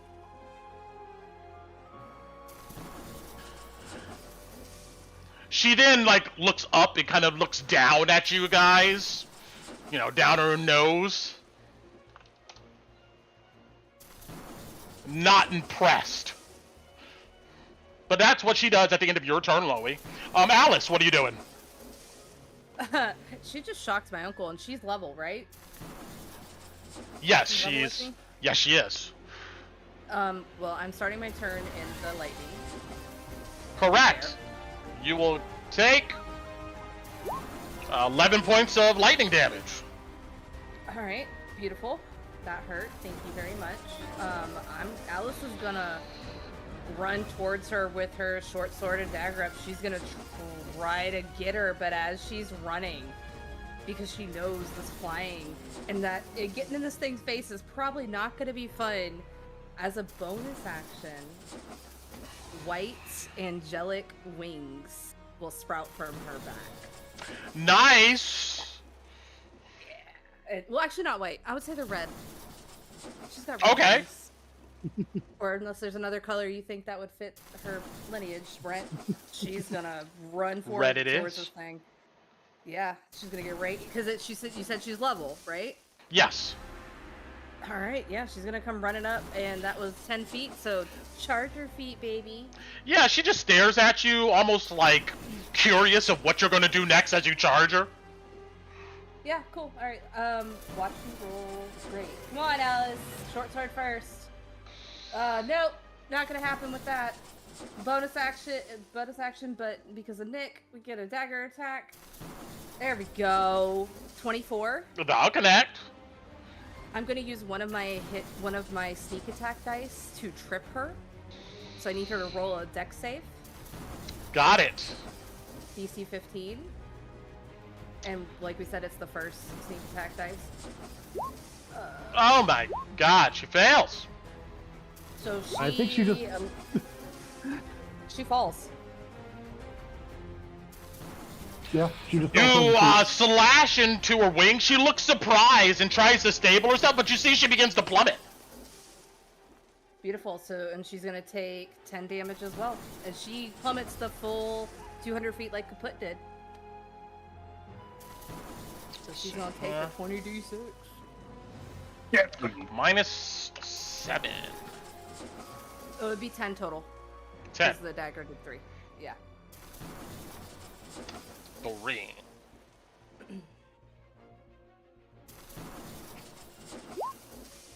And actually, it would be another damage because I haven't done this in a while. I'm sorry. It's been a minute since I've had Alice go into one of her forms. She actually is going to do extra damage too. Celestial Revelation, let me mark it off. It's your proficiency bonus radiant. So plus 3 radiant. So plus 3 radiant as well. So 13 total. Whatever the call is.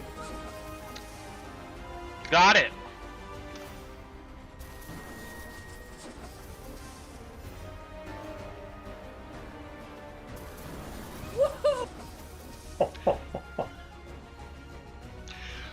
You almost fall off the edge yourself, because you're standing at the lip.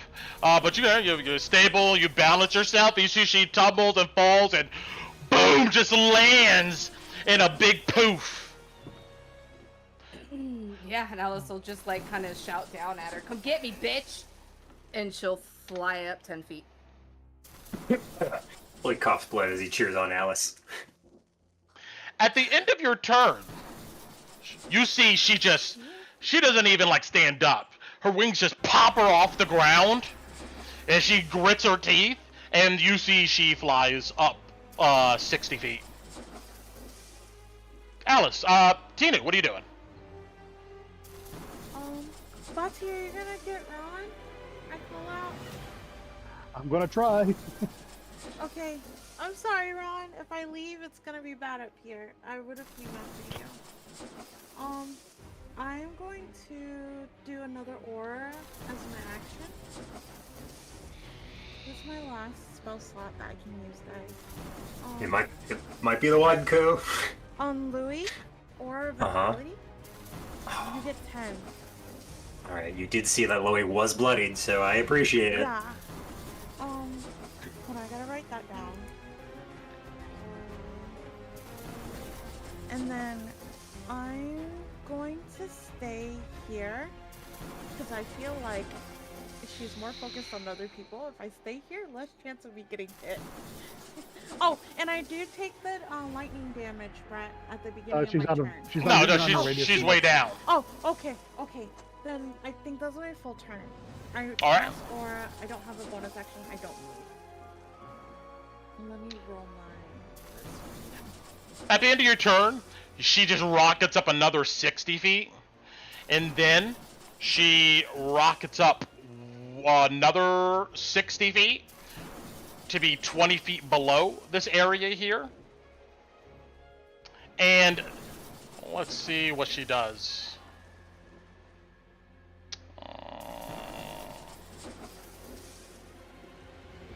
She screams and screeches. Everybody within 120 feet of her, go ahead and roll me a wisdom save. At advantage if the other earplugs in? Yes. Okay. Kala's aura gives us 10 feet, right? Is that right, Colin? Kaylee, is that true? Yes, within 10 feet. Yes, plus Okay, 4 and so- 10 feet. 15 for me. I think about it. God, I was almost an 18. I have a No. 14. I'm still Yikes. Yeah. So 16 for me. 16. Oh, saving lives! Alice and Body, you're fine. Tino and Loey, Uh-huh. you'll take 15 points of psychic damage, and you're frightened. Hey. You must spend your time taking the dash action to move away from the source. Okay, what if I can't see the source? Can I dodge? Because it's 20 feet down the tower, right? And I can't see. Yeah, that's fine. I can. Okay, we can dodge. We're allowed to dodge. Okay, cool. Because we're scared. That's a good fear one. That's what she does on her turn. Kolabadi. Okay.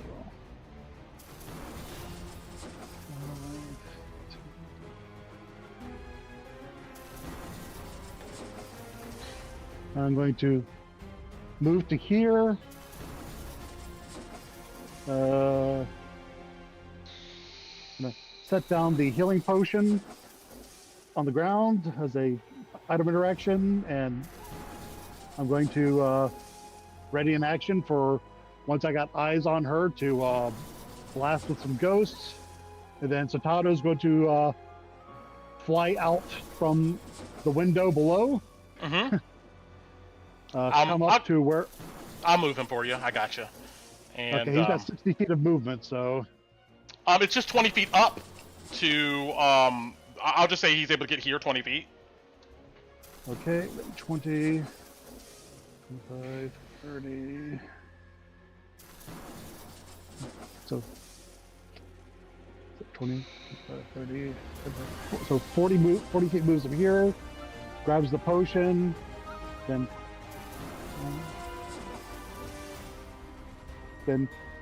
he finishes his movement there, and then dashes 60 feet down. Mm-hmm. Oh, I did this wrong. Let me rewind something here. To be fair, let's see. I'll do this right next time. But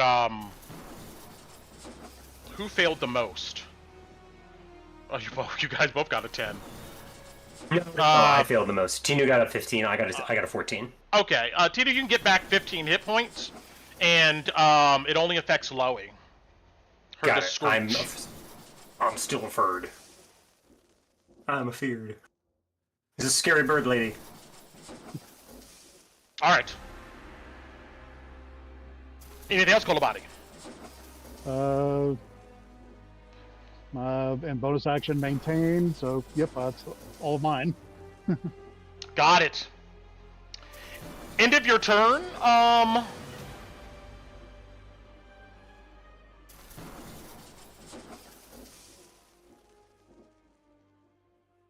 She moves 40 feet up to Alice's position, being level with her. Well, 30 feet. Technically, you're 10 feet up. Okay.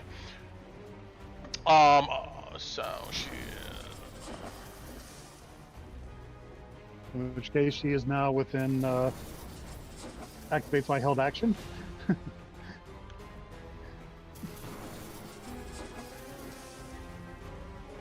All right, what are you doing? Ghosts. More ghosts. Like that was 3 crits on these ghosts. My God.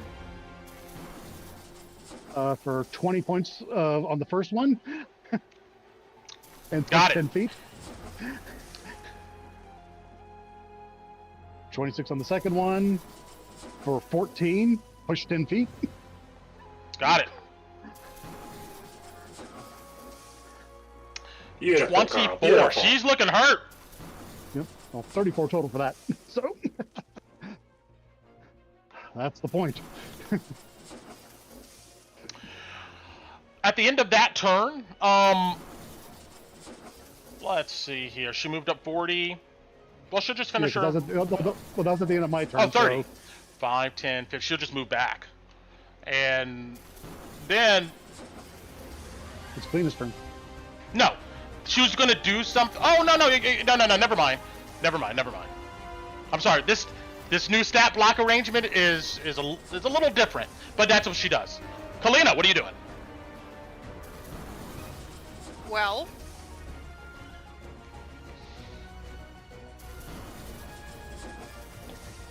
I guess I'll move to the edge.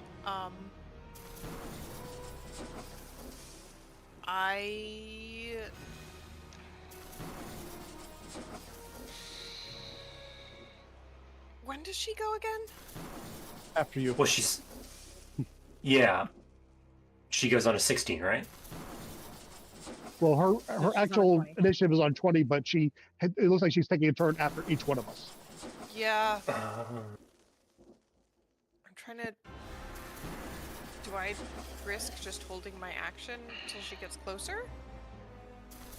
Oh man, it's tough. You are in javelin range if you want to, Kaylee. You could hurl javelins Well, at this point. Or you can either firebolt Am I? or Fine. Yeah, you're within 30 feet.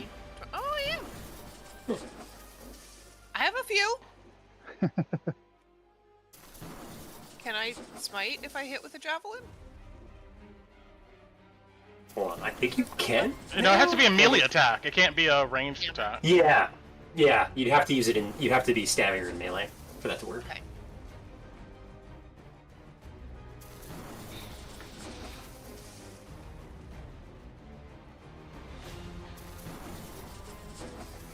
Or ready. That's your other option.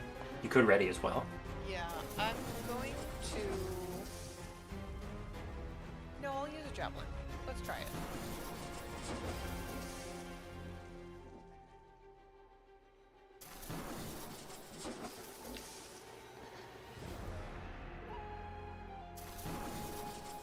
Do I... It's... Oh, here's damage is 1d6 plus 3. Do I use the same... In your 2024, you can Divine Smite with the ranged attack.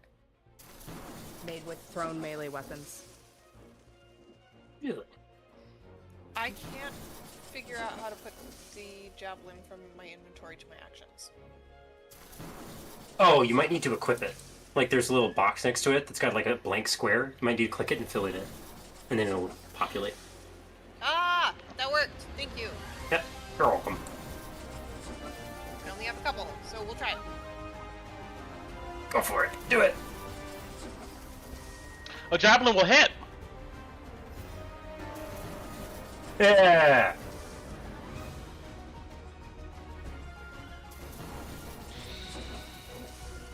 9 Ooh, damage! good roll.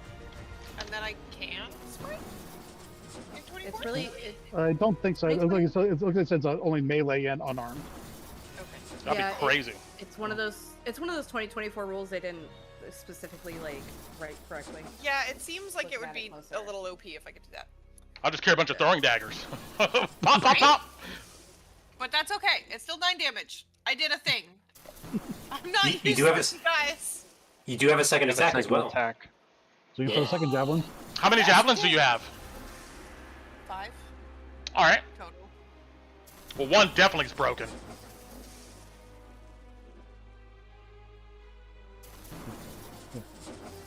Two are broken. Lost into the great beyond. No, assuming that one. No. hit. This is That's when okay. Kalina's like, wait, I must find the holy gun to use. So now I'm adjusting, so I only have 3 left. That's my turn. Alright, at the end of your turn, she screams. Alice, roll me a wisdom save. No. Okay.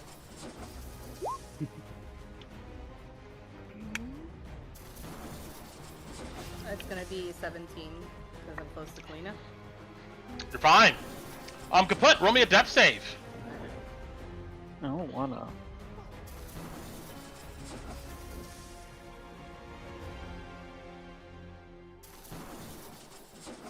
I forgot to GM that, but okay. It's alright. At the end of your turn, she screams at Alice again. Roll me another wisdom save. Okay. feel a little targeted here, I'll take the natural 20 for a 25. You're fine. Loey, you're frightened. What are you doing? Can I pick up my weapon and run away?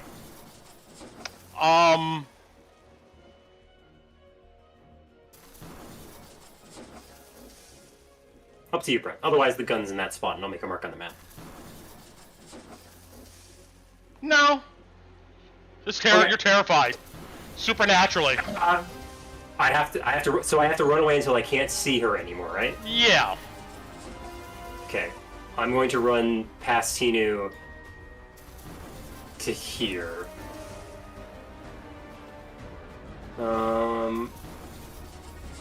Do I have to use my action as well to run away? It says you have to use a dash action. Okay.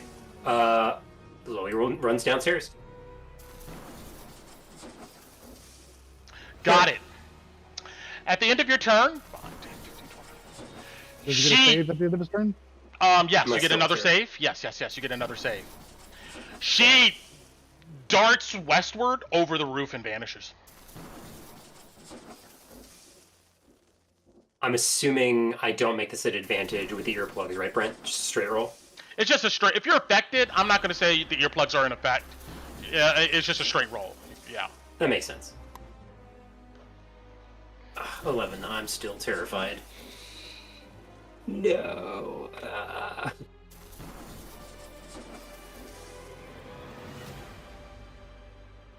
Got it. Alice, it's your turn. She went over the roof. Chloe Yes. ran away. I'm gonna stay right where I'm at. I just need to check the. Hang on, let me just look at something real quick. What is actually? Okay, so steady aim only works if it's 20, on the current 40. turn.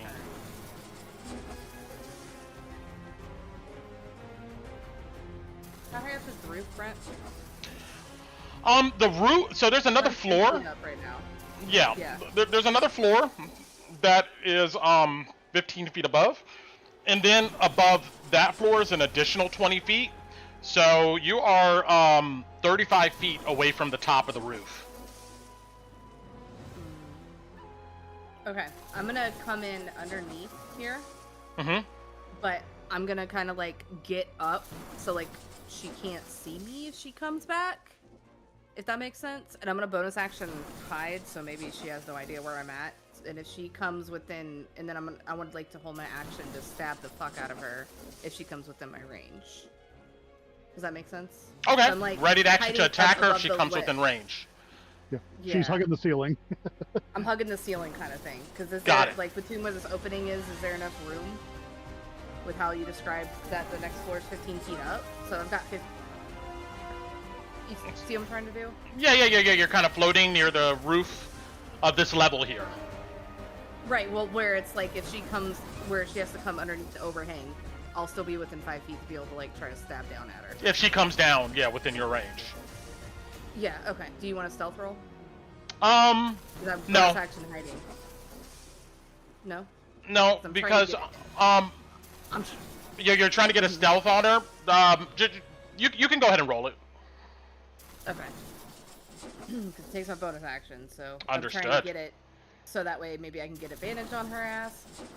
22. I'll keep a note of that, and then holding my action to stab down at her. And I'll yell at Kalina, get inside, so she has to come in before I would have stabbed. Got it. Understood. So after that, she drops down from the roof and lands next to Kalina here. Tino,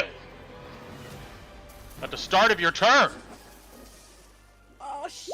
you'll take 16 points of lightning damage. Am I following Louie? Louie's running. She's up here. Okay, Louie, I'm not following you. I'm sorry. Okay, it's okay. She's gonna drop down, about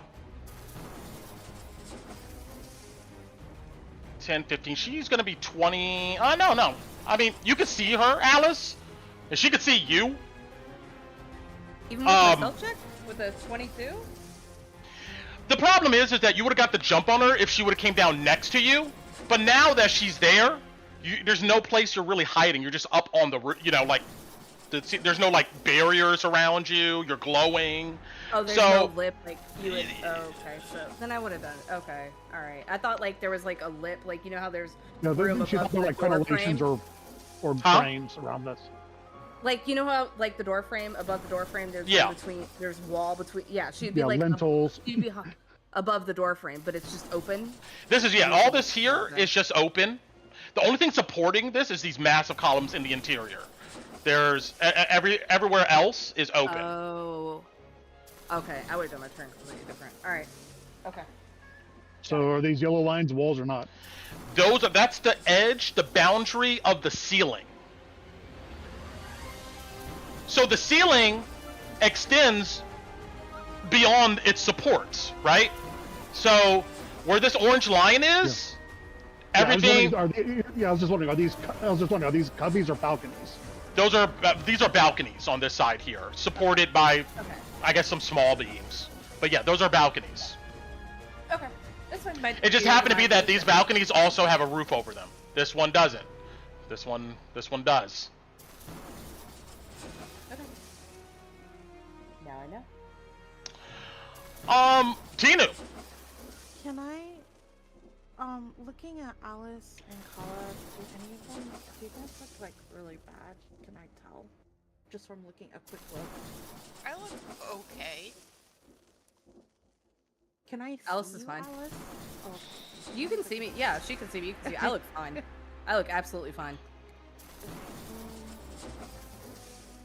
I'm going to, well, I have it up anyway, so I'm just going to toss it onto Kala just in case on my bonus action. Turn onto Kala. I think it's a bonus. Oh no, it's not a bonus action. I forgot. It just happens. It just happens. So that goes on to Kala. Action. I'm in cantrip county, guys. I'm gonna searing knife her. My action. Got it. 21 to hit. Got it. Come on, roll damage, baby. Oh no, 8. Fire erupts around her body. She looks singed. She looks really hurt from that fall, but she's still there. And then I don't have bonus action, but I'm gonna run after Louie because I just hit her, and I'm gonna say, Kala, don't let her pull you! I'm gonna run 5, 10, 15 here after Louie. Does that put me out of the range of that, Brent? The lightning thing? Right yes. Here? Okay, I'm gonna stay right here then. Got it. And that's my full turn. End of your turn. The Crimson Countess swipes at you, Kala, but you're able to easily, like, batter away. Let's see here. She points her javelin at you. Actually, she moves right there and points her javelin up. I'm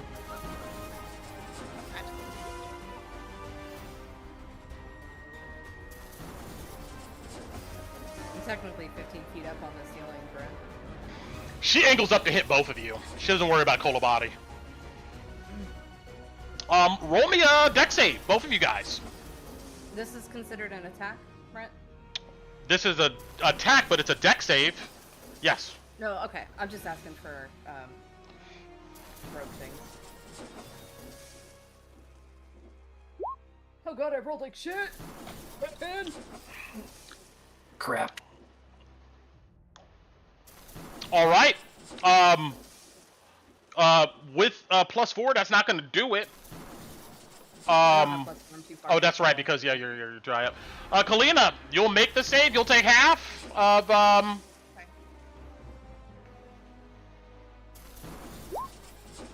Alice, you'll take 34, and Kalina, you'll take half of that.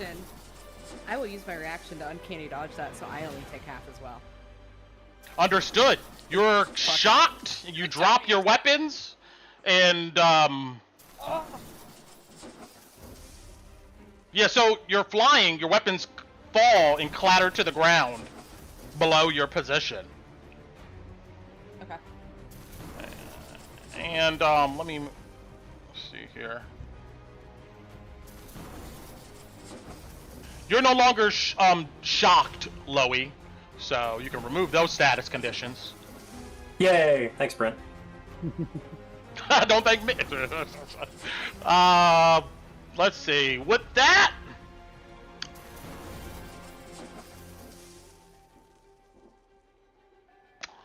she ends her turn. Actually, she's gonna move right here over the balcony and stand right, but hover above it. Kolabati, it's your turn. Okay.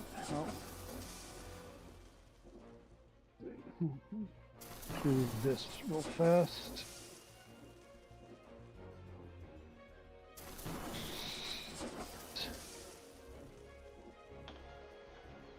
Since he was dashing in this direction, so Satoru's 20 feet above the ground over here at the moment for his move. Mm-hmm. Got it. And bonus action, shriek. So I go banshee mode, and I want the Countess to give me a strength save. Strength save. It's a 12. That is a failure. So, 1 second.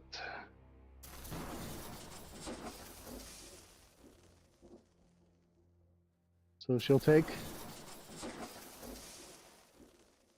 12 let's see, roll enough. Yep, 12 necrotic damage. Yikes!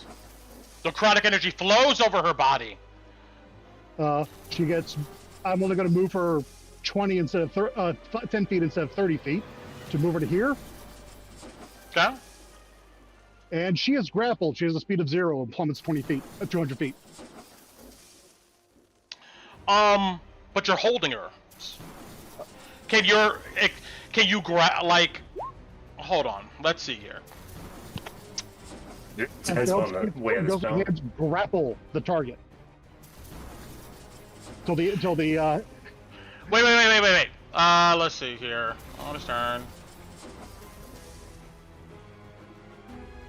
So there are effectively floating ghostly hands that apparate around the target and attempt to squeeze her, and they pin the wings to her and push her off. It is what Carl is suggesting this spell does. You have to hold on to her. I'm not. Well, the spell doesn't. Huh? The spell is doing the grappling. I know. But the spell would hold her in place, right? Her speed is 0. It doesn't. I understand that her speed is 0, but if you had a what is it? There's another spell that does this. What is it, Carl? It's the Maximilian's Earth and Grass spell. If you have a spell like that and you push it off a cliff and you grab something, does the earthen rock fist like fall off the cliff, or does it just hang there in the air and hold the thing above the cliff face? Because that's a good question. I don't know. I would say technically, like, if you're grappling here, let's see.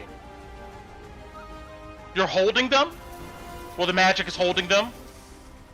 I would say that you could release the grapple and then they would fall. But I'm having trouble, like, mentally seeing this as, like, it grapples you, then somehow you just plunge. Unless, I guess, the ghosts stay on you, maybe hold you, but yeah, that's wouldn't it hold you up? Is the hands, essentially the hands are grabbing you and holding you, but since she no longer can use her wings to hold herself aloft.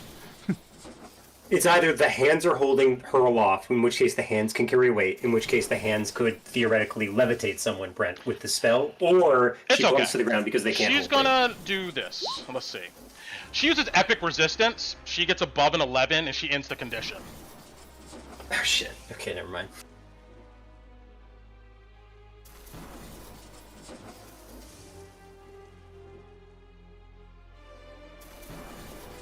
Anything else? Well, that would be my bonus action and my action. So, and let's see. And this will end my, and that ends my turn.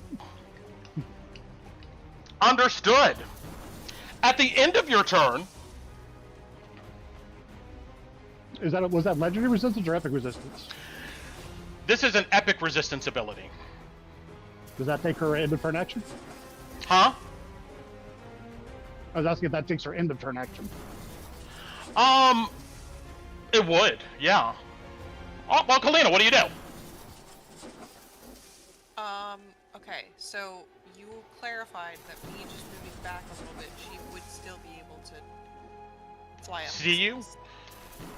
Yeah, she's only 10 feet above your position. If you moved back under the roof here or the ceiling, yeah, she can see into this whole area here. Yeah. But at the start of your turn, you'll take 13 points of lightning. Okay.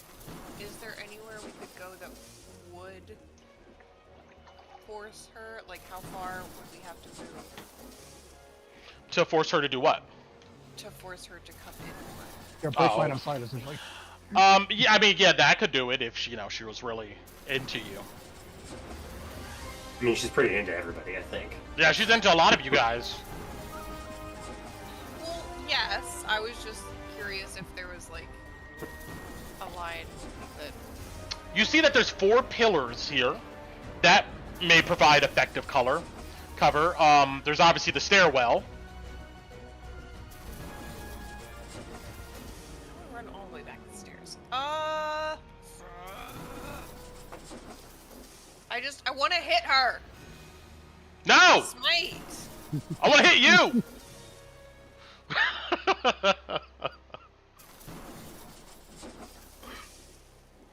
This is so frustrating. Good, I'm frustrated. Good. You think I wanted to Okay. take 60 points of falling damage? No. I knew that was going to happen now. I knew at some point Yeah. you guys Yeah. were plotting on it. Okay. Well, Oh, the then joy of flying fights. I suppose I'll throw another javelin. I can't tell if that does more than the cantrip. They're pretty similar. One attack for potential 2d10 or 2 attacks at d6 plus strength. Yeah.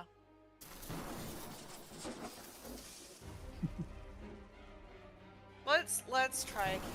Let's try a fire.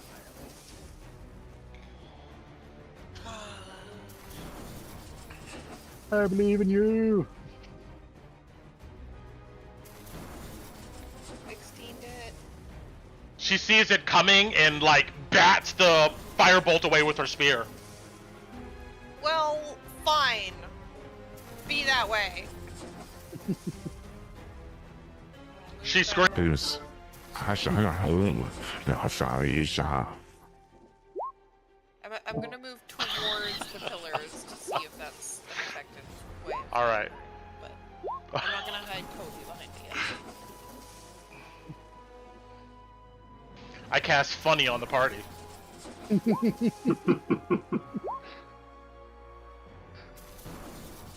Got it.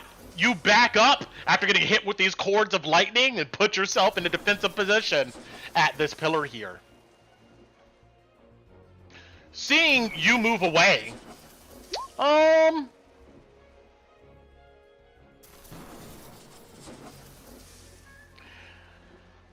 she uses her aerial combat and dashes up to Alice's position.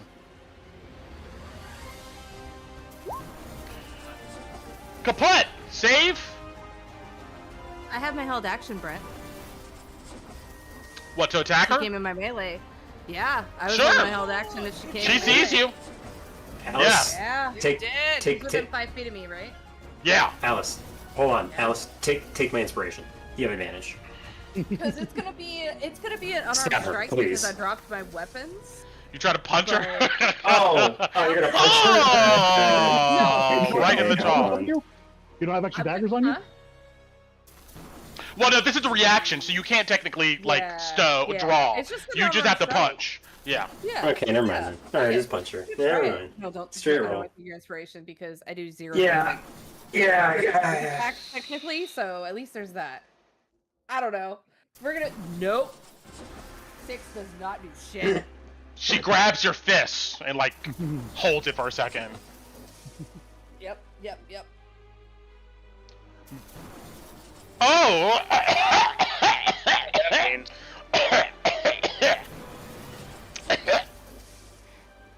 Loey! Okay. Sorry. What are you doing, Loey? I don't see her, so I don't have to go anywhere. And I say, Gina, where is that thing? It was there. Holy crap! I'm like fried right now, lass. It's okay. He looks at you all Tina- frazzled. Tina pats your head. Does that give him advantage on his save? No, I'm just kidding. But Tina kind of pats his head. It's okay. Oh, hold on. I'm sorry. You guys can continue, but at the end of Kaput's turn, she is going to try to swipe at you, Alice, and we'll miss. All right, continue. I'll kick her face. I'm assuming wisdom save at the end of my turn, Brent? For the fear save? Yes. For the fear Yes. save? Okay. I'm gonna use inspiration on this because Tinu's here. I'm pretty sure I'm gonna need Oh, it. oh no. Okay, I pat your head. Don't be scared. 17? You're good. You shake yourself out of it. Oh, wait, scared. Hold on a minute. She has my gun! Lousy pigeon. Sorry, I'm in the way. No, what's going on for, Tinu? Let me double check here. Make it this way, Louie, because I'm next to you. Where is it? I'm gonna make this fine. Well, yeah, what are you doing, Loey? Well, that's at the end of my turn, right? I can't move, so... You know what's weird about this stat block? It doesn't specify. Does it only last for a turn? No, it says at the end of each of your turns, you roll the save. But Yeah, it's got to be at the end of my turn, so I have to wait then until... Wait, Because no, I can't go up the stairs. I'm sorry, 'cause my it says- gun's up there. It just says that you roll your save on your turn. We're gonna say end Well, of it's turn. up to you then, Brett. Well, Yeah, we'll it's see. end? Okay, that's fine. Then I take the temp HP from Tina and we move on. Because that's it's just like a whole person spell. That's fine. It makes sense. All right. Well, Except with it's fear. gonna try to swipe at Alice here again. Does a 20 get you? Uh-oh. The silence, maybe a yes.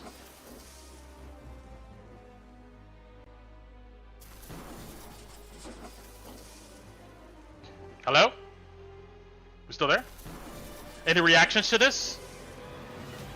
Can you hear me? Who? Yeah, we can hear you. Oh, okay. Oh, you can't hear me? Oh, No, yeah, we who's- can't. Yeah, oh, yeah, we can't hear you, Alice. Oh, Oh, I'm so sorry. I had my thing muted.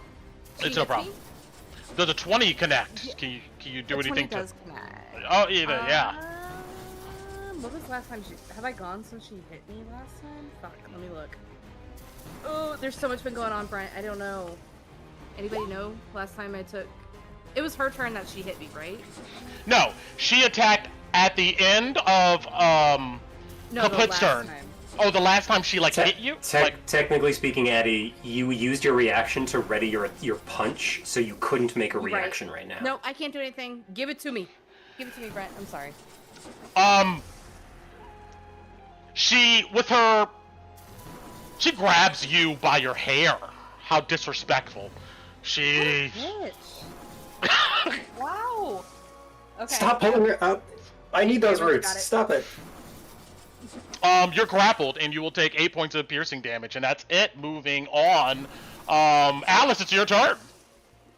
Okay, I'm dazed. So I don't know personally the days of defenseless. I put it in the function. general here. Let me see. I gotta remind Basically, myself. Action or bonus action. That's what you can do on your turn. Yes. But I must spend an action to draw, stow, or pick up an object. Is what's also on there for shock. Yes. Oh yeah. Okay. So, She's got me so grappled. can you move or not? You're grappled. You can't move. You're. Right. But yeah. I'm asking the condition. Does the condition allows movement? No. Let me go ahead and drop the other. Under Yeah, dazed. dazed and defenseless. Yeah, dazed is you can move or take an action on your turn, not both. You can't take bonus actions. That's what it says. I'll drop the text. It's a move in action. Okay.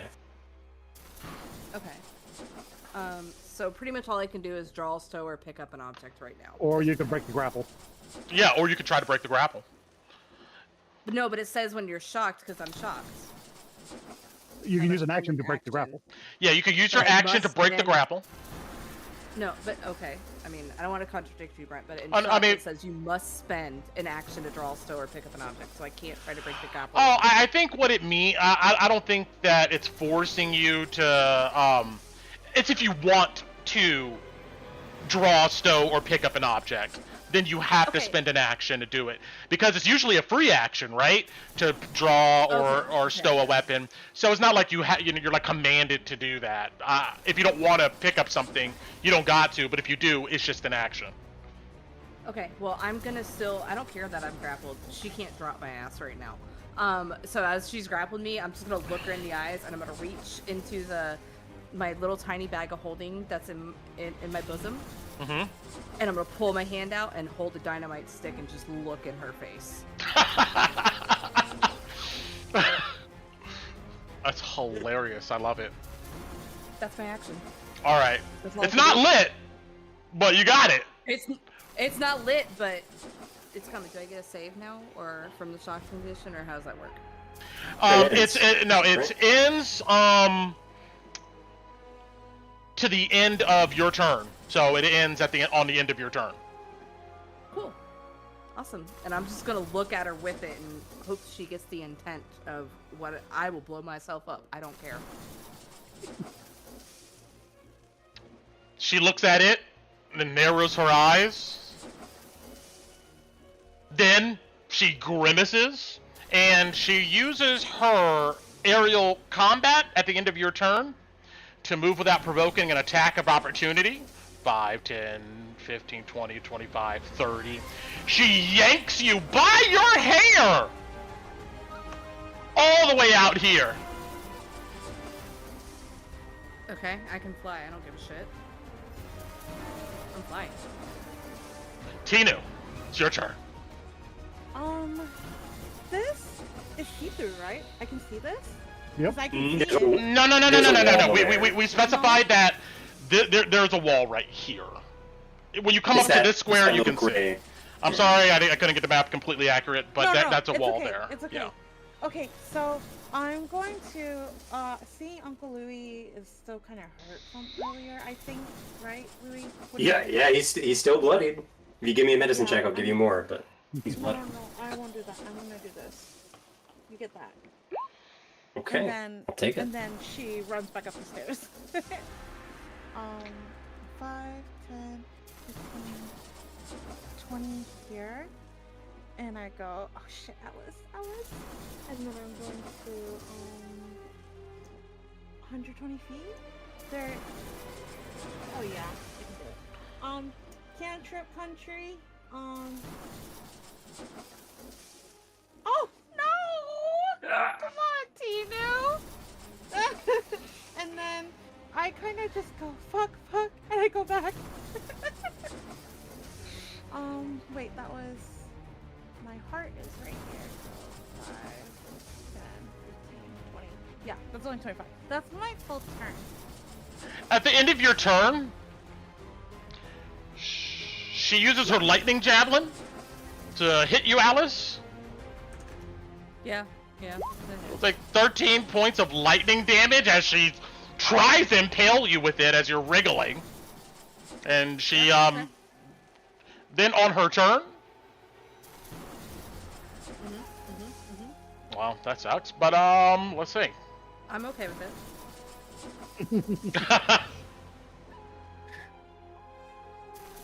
She screams in your face. Roll me a wisdom save.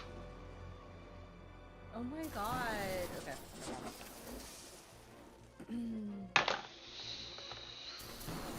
16? You're good. That's what she does with you. Kolobati. Can she do it? Been rolling 20s all night?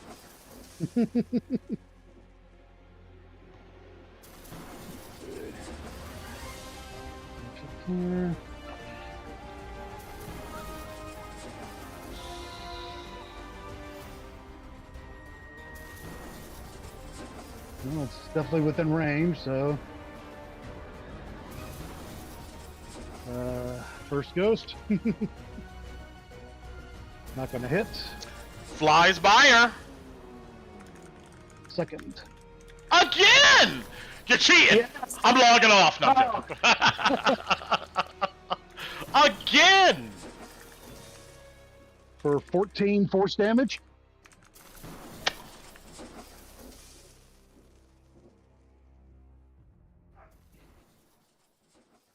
How do you do it?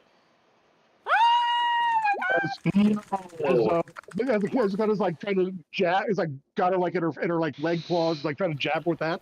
She's like there, she goes like screech, and as her mouth is holding that screech, it goes blasts through her mouth and explodes the back of her skull.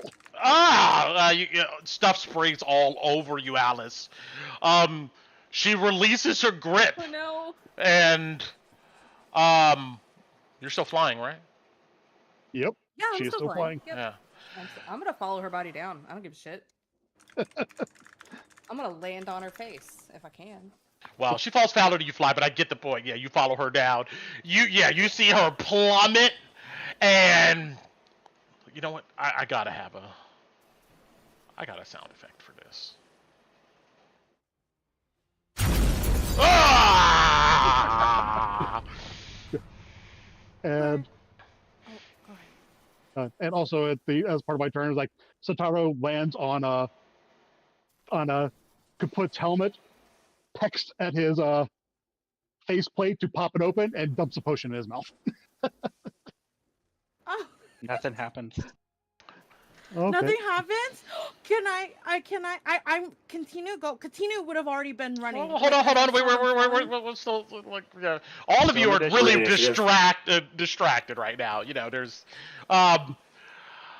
Alice, you fly down after the Crimson Countess. But what do the rest of you guys do? Let's start with let's go in initiative order when we're around here. Kalina, you see this? You do anything? How far down is this edge? 200 feet. Yeah, it's like 200 feet down. Yeah, so I can't. You'll have actually to you'll have to run the stairs. Yeah, I guess I'll run upstairs. All right. Yeah, you go all the way. It's okay. You're going down the steps. What's going on? Loey, what are you doing? I'm confused. Down. She's down. Yeah, you see Kalina running past you. Well, I'm getting my gun then. He says as he comes upstairs because he doesn't know what's happened. She's down. You'd Right, see she's dead. Alice's sword and dagger right next to your gun. Honestly, we dropped in the same spot. What? He looks around. Addie, does Loey see you? Because he sees your weapons. I'm on the ground. So he doesn't see you? Yeah. Alright. Yeah. Loey leaves the guns and looks over the tower to see if he can see Addie. You want a perception check, Brent, or can I just see her? You could just see her down there. She glows, with her wings. And I see the wreckage of the harpy? Yeah. Okay. Check her pockets last and make sure she's dead! Give her a shake for me! Oh my goodness.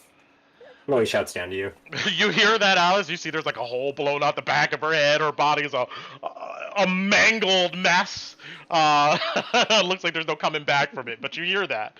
But what are you doing, Alice, as you land next to this creature's body? No, I would land to finish her head.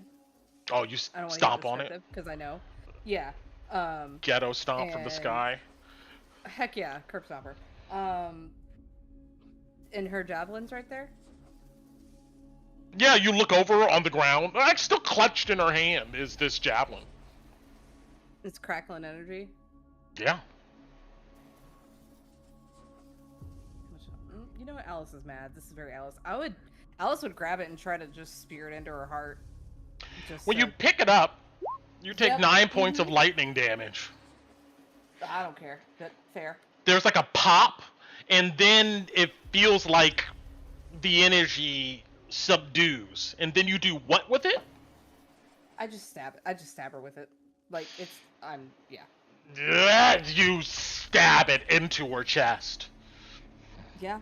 Then look at her mangled down. body. That's what Alice is doing. Tino. Okay. Tinu saw Kaput getting dropped. Tinu knew Bati was going after her, but I'm still gonna run and look. So 5, 10. Do I see Kaput? Does he look like he's getting up? No, you see Satoru is like on his chest with looks like he just popped open the potion bottle. He's trying to use his beak to get it to him. I'm still gonna go. Okay, so my question is, if I just jump off, I'm gonna like jump off Marilyn Monroe and hold my dress and jump off the 200 feet and catch myself right as I get to the bottom. Does that count as my movement because I'm just jumping? Are you like flying or something? Yeah, I have my flying on. Okay. I activated at the beginning of the fight. I still have 8 rounds of it. But I don't want to fly down because that's going to take too long. I'm jumping. Yeah. So I'm going to jump and then catch myself at the bottom. Nice, yes. Yeah, it's fine. Yeah, it takes your movement to Dive get down bomb? there. So cool. But yes, you right before you hit the bottom, you raise your arms out and you just see a bit of dust and how haze. much movement does that take? 5 feet? Do I 5. still have 5 to... Yeah, Okay, you have still 5 to so keep that going. was... Wait, how much was that? I had to... Where's my heart at, guys? I'm sorry. I'm gonna pull Ellie out so I can see it. Where is it? Oh yeah, okay, so it was 5, 10, 15. Okay, so then I'm gonna move the rest of my movement. Here, 10 to kaput. I have my aura of vitality up. It doesn't take an action or anything. I'm gonna try that first. Does this do anything? Oh, not cure wounds, kill. Does that do anything? Here we go. Well, we'll get back to you on that. I just want to see Kolabadi. What do? You see everybody except Loey who's screaming down the tower. He seems to be ecstatic. He's happy. Well, I'm there essentially as in spectral form, just like looking around, seeing if there's anything else in the area, and I'll just like touch the skull I've got and point to a spot, and I'm going to summon another specter here, and just say, and just like watch and protect, and I guess maintain position up here, and just telepathically to Satoru is like, and just ask him what's going on down there. So I guess that. Got it. I guess Satoru's, I guess, like looking at Kaput, and I guess just like tapping him on the snout with his beak. Okay. I don't know if I should even bother rolling for the health potion or not. Well, You just see the whites of his eyes. You come up, Tinu. And you see Satoru desperately tries to shove the potion bottle into Kaput's snout, but the liquid just dribbles out of his mouth. And my thing didn't do anything, right? No. Okay, Or vitality doesn't raise him. I still have my action though, right? Because I didn't take it. I dig in my bag and I pull out the diamond and I use Revivify. Let's see here. Oh, we're opening up the Tina's like- special Drakkenheim rules. Let's do it. Tina's on her hands and knees. She's like, please, please, please, please, please. I can't lose anybody else.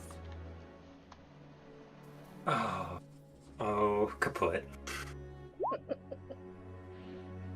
If Louie were your healer, you'd be dead, man. But it's cool, and it's Tinu. You're okay. Because you're absolutely right with that statement. It does not work. It doesn't work? It looks like you're a bit too late on the draw here. It's only been 3 turns. It's only been 3 turns. Now, after you guys, you guys haven't been moving lightning fast through that. I'm gonna say after Alice went down there, stabbed him. I'm sure you jumped off, you got close to him. People went down, but it doesn't work. What? But I didn't use my action to do the thing. The thing, That's what why thing? I had it. My aura of vitality, that doesn't take an action. It would have triggered right as I got close to him.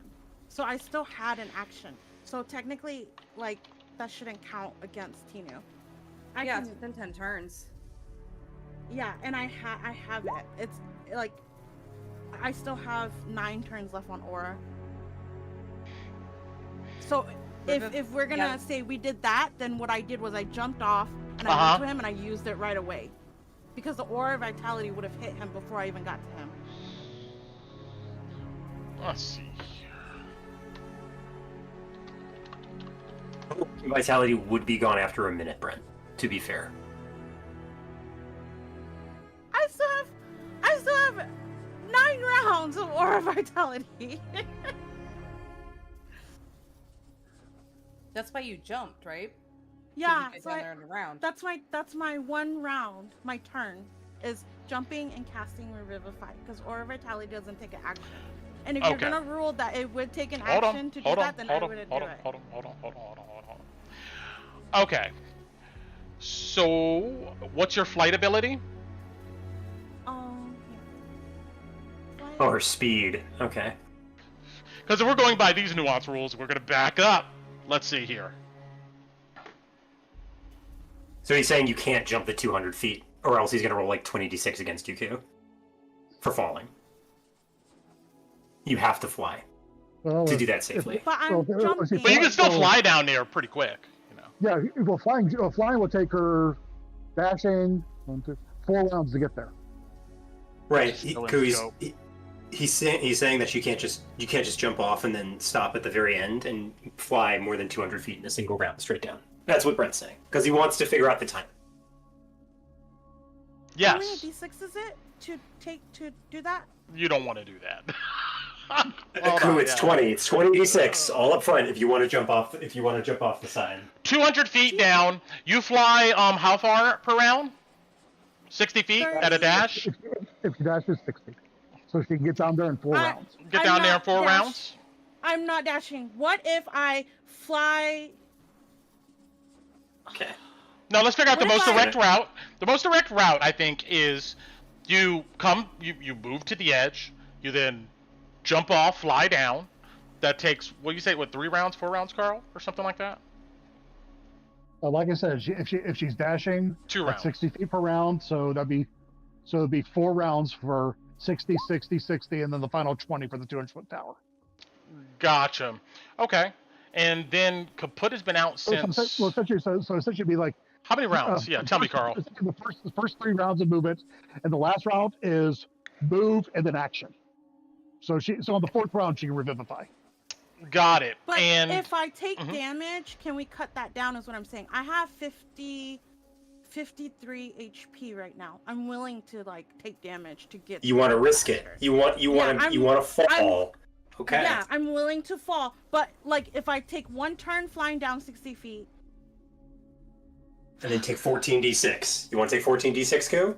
And fall down? What's the average of 14d6? More than you want to bet on.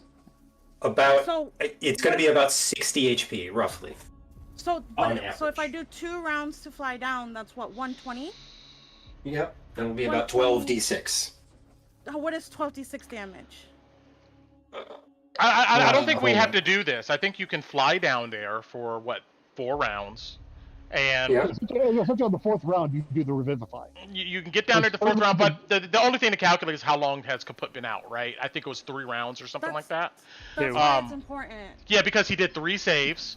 So that's been what? So that's 7 rounds, right? Well, it counts when I'm actually dead, correct? So I failed with the nat 1, True. and then we had 2 rounds, and the True. Huntress was killed after that. So that gives that's me 6. the 2 rounds, and then if she uses 4 as dash, that's 6 rounds. That Yeah. technically gives her 4 more rounds to do whatever she needs to do if she dashes. Okay, yeah, I don't think you need to jump off to get there like that. Yeah, you could just fly down and It was cool. land. Just to see Tinu risk it for the Well, biscuit. sure, we could go ahead and say that. I'm not gonna hit you with 20 d6 that would damage for that. But you're able to run over. You're able to use Revivify. The diamond shatters and is gone as it consumes it when you cast the spell. Okay. But kaput! You take a gasp, and you see Tinu looking over you, glowing. She's crying. Don't die, don't die. If you're looking at him, you just see a single tear going down his eye. And not audible, but you just see the words "thank you" on his lips. It's okay, it's okay. And she'll hug you. He just lays there for a minute. It's like, did we win? Yeah, Alice got her. Yeah, you look over. If you look over in the direction that you hear squelching flesh, you just see Alice going ham with that javelin. And Chloe's on top of the target like, I got her! He's egging her on. But just sits up and breathes for a minute. That fucking hurt. Oh yeah! You feel all of the pain of falling 200 feet and slamming into the ground. Now I know how the harpies feel that Alice is knocking down, just on a harder scale. Shit. And he's gonna take his time getting up, just getting his bearings. All the rest of you, I think- we're out of combat. You can, like, if you want to come downstairs, like, get together in a certain area, we can do this. Well, Loey turns around and sees a fucking ghost and goes, what the fuck? Ah! You jump off? No, I'm joking. No, but he races for his gun and then sees Kolabadi. He's like, Well, yeah, Kolabadi's standing next to it and looks very similar since she's still spectral. what in the hell? Wait, Bati, you're not dead? Oh, and he picks up his rifle. You've seen her in Banshee mode before. I guess this is the first time he's really gotten an rifle. Oh, wait. This is old god stuff, isn't it? And she'll nod to that as she's like looking around. Right. Nesting, Sorry. nest. I'm not a priest of Gab. The DM gods look down at you guys and says, next time. Next time! You technically killed a character, Brent. Be proud. No, I didn't! I never get to kill a character. It never happens. Died. He True. technically died. True. Yeah, we just blew 300 gold on him. You know what? There's no more. All the diamonds vanished from the world. No more anymore. Look, It's but a hey, resource, Brent. Don't I worry. know. Look, can I be salty a little bit, just for a little bit? You- I'll yeah, get over it. yeah, sure, I'll get over sure. it. Give me a few seconds to Fair. cry. But, Okay? like, Can I cry? That's like Next- 2 characters next of one time. person. I'm just saying. True. But anyway, okay. You guys collectively come together. Mhm. Thank you for I can be salty. After you guys get up, I want to know where you guys are going to be to recuperate. Where are you going to go? What are you going to do now? Alice, you get done destroying the body of the Crimson Countess. You notice that after you stabbed it for the 15th, 30th time, its body begins to just evaporate into haze. Nothing solid left behind.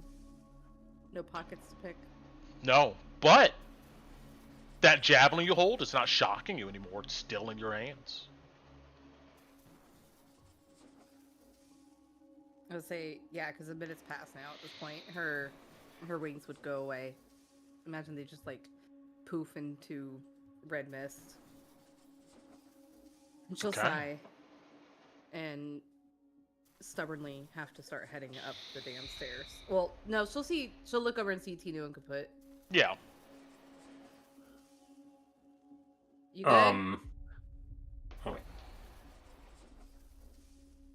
I'll get there. Like, Tina spark would be- javelin. Tina would be hovering, but But yeah, okay. You guys collectively get yourself together. Are you going back into the Yeah. tower or going somewhere else? Yes. Okay. I'm going back up.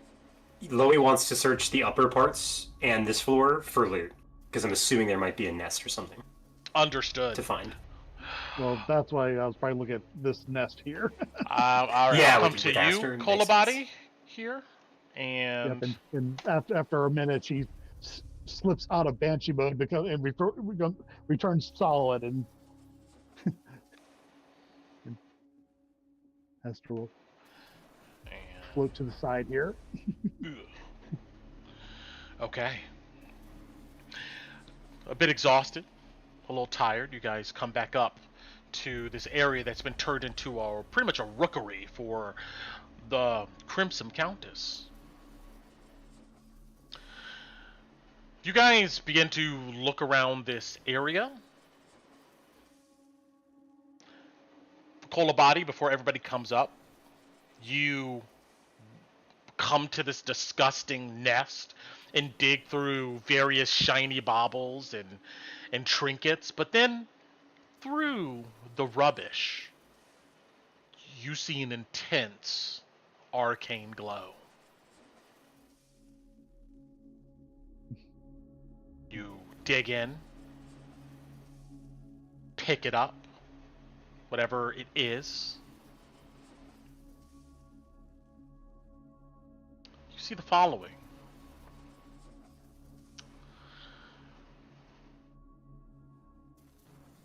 This thing looks to be a seal, a golden seal. It has a grip, an ornate wooden grip that's attached to the end of this metal seal. If you don't know what a seal is, it's something that you put in wax, or you use to stamp wax, or go ahead and stamp something for official means and documentation. So it's pretty much a metal cap that's the stamp, and there's an ornate wooden grip that is attached to it. The seal itself, looks to be a coat of arms. Roll me a history, Kolabadi.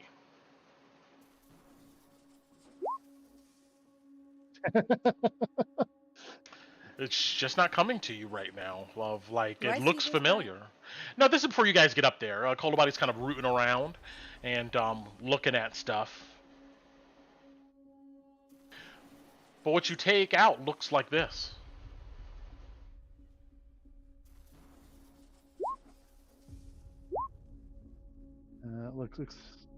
It does look rather important. Oh yeah, as you cradle it in your hands, it just gives out an intense kind of static energy. You get a feeling though that you can kind of maybe control it, like holding it a bit. The glow lessens, But this looks very important. Before anybody gets upstairs, you do anything with this?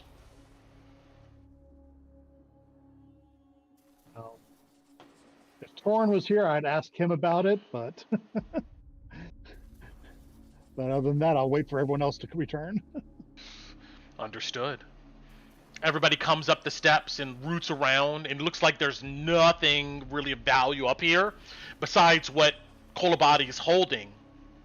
And then this spear of lightning that you have. You also note that there is a ladder that goes up to a hatch door.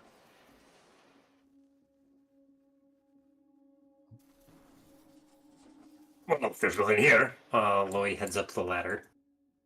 To go But inspect. it's not that there's nothing here. I don't know if Kolobati hides it, but he shows you what he's found. She would have handed to Alice when she got up here. What's this? You immediately see that the seal is that of the Von Draken.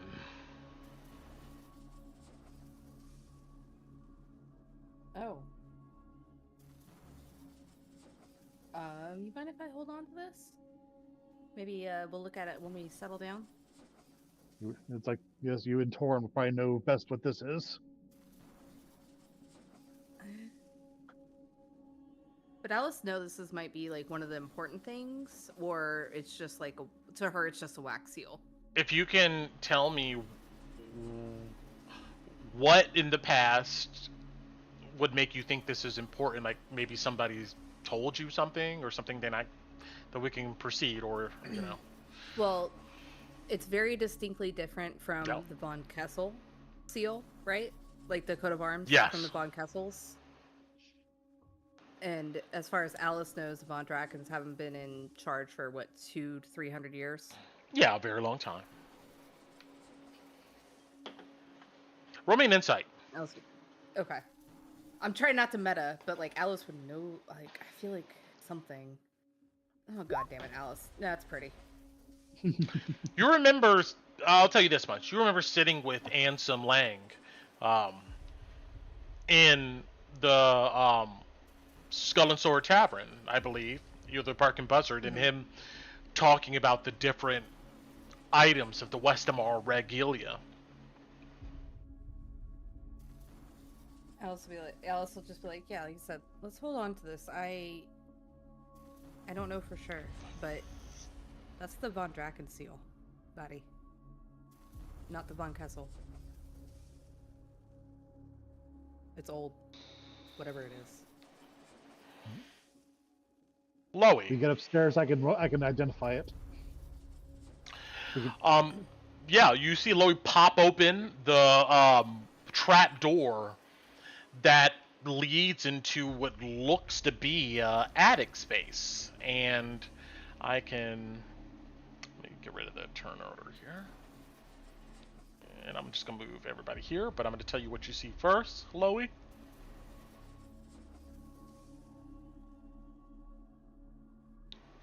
Okay. And has her just drift up to the floorboards. Yeah, it just slides up. This looks like living quarters up here. It hasn't been used in a long time. It looks like even the Crimson Countess and her avian creatures didn't really roost up here.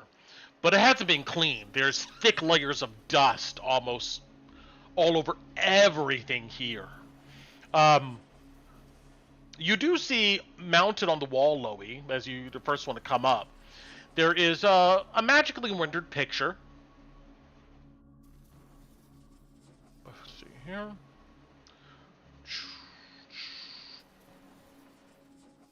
Of a man that looks like this. And it's... You note that,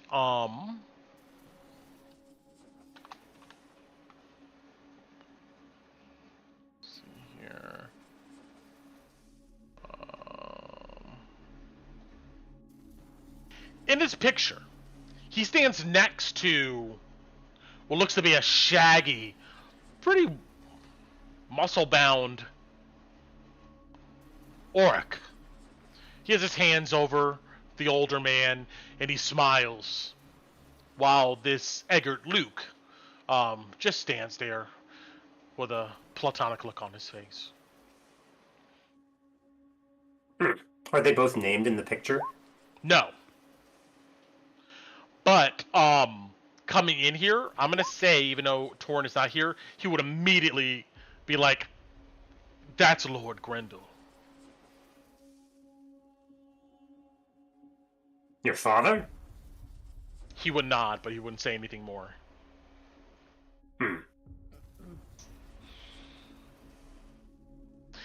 Well, I suppose they were not selling that piece. Is there a foot locker or anything about here to go inspect for valuables? Brett? Okay. You look around, Loey, and the rest of you also look. Roll me group perception. He's not assisting. He's just sitting there, licking his wound, so to speak.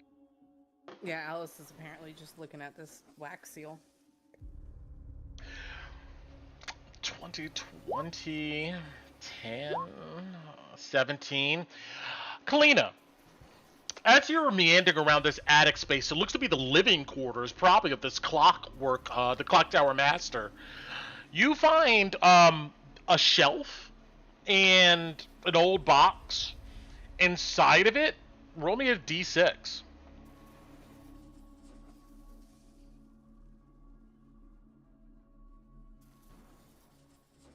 If you can, Kalina. Yikes! The box looks to have 5 potions of healing. Oh shit! And there is also what looks to be a small little jar of restorative ointment. Hey guys, I think this might help. Just grab the box, start walking it over. Yeah, I can get my potion back that we used. Seems to have worked. He looks over at Kaput, gives himself a nod. I think that's what happened.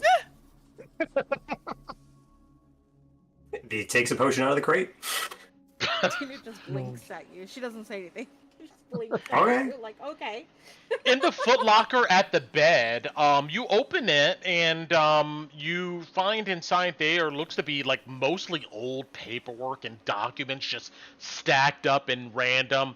It looks like Mr. Luke wasn't the most organized of people, but you do find sitting on top looks to be a rolled up fine scroll with a little ribbon attached to it. It looks like it was probably opened earlier and somebody just rolled it up and tied it back together. You pick this up and Loey, you unravel it and you find the following. I'm going to put this into your channel in our Discord. And then, unless you immediately show it to everybody, then I'll just show it to everybody. But this, I might. this is what you see, or what you find, as you unravel this top scroll. Generations and believed. Machinery. Sky. Elves. Well, that makes sense with the writing. Huh.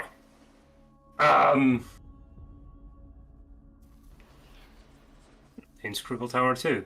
Kolabadi here. You might probably be interested in this. Has to do with your folk and the tower. I know you're interested in that. And he shares with Kolabadi. Sure, I give you this image too, Kolabadi, as you take the scroll and take a look at it. Okay.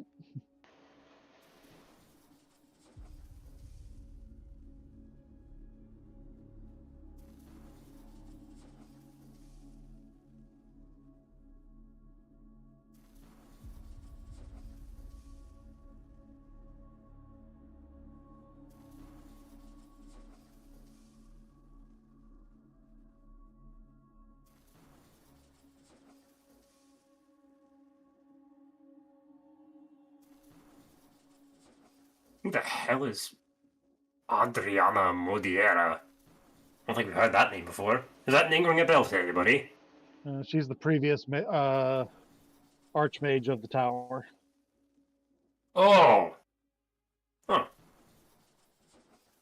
Write that down then. The rest of you scour through this place, and but you don't find anything else really of note. But this place looks safe from the haze, and it's pretty spacious. A bit dusty and moldy, but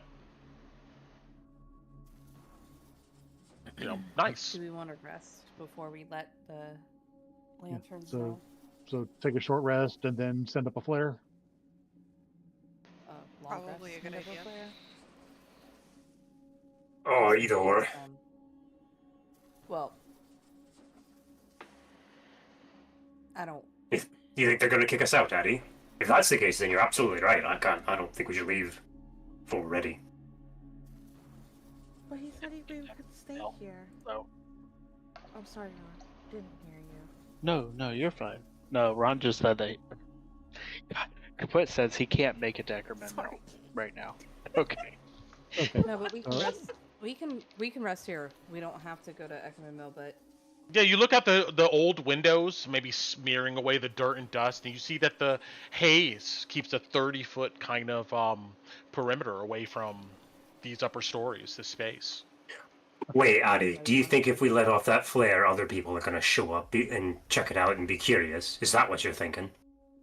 that as well as I think Drexel stabbed me in the back as soon as I would. So hold off to the flare until after we've had our rest. When we're good and I ready. mean, what's the, do we want to deal with them and the politics while we're beat up, or rested?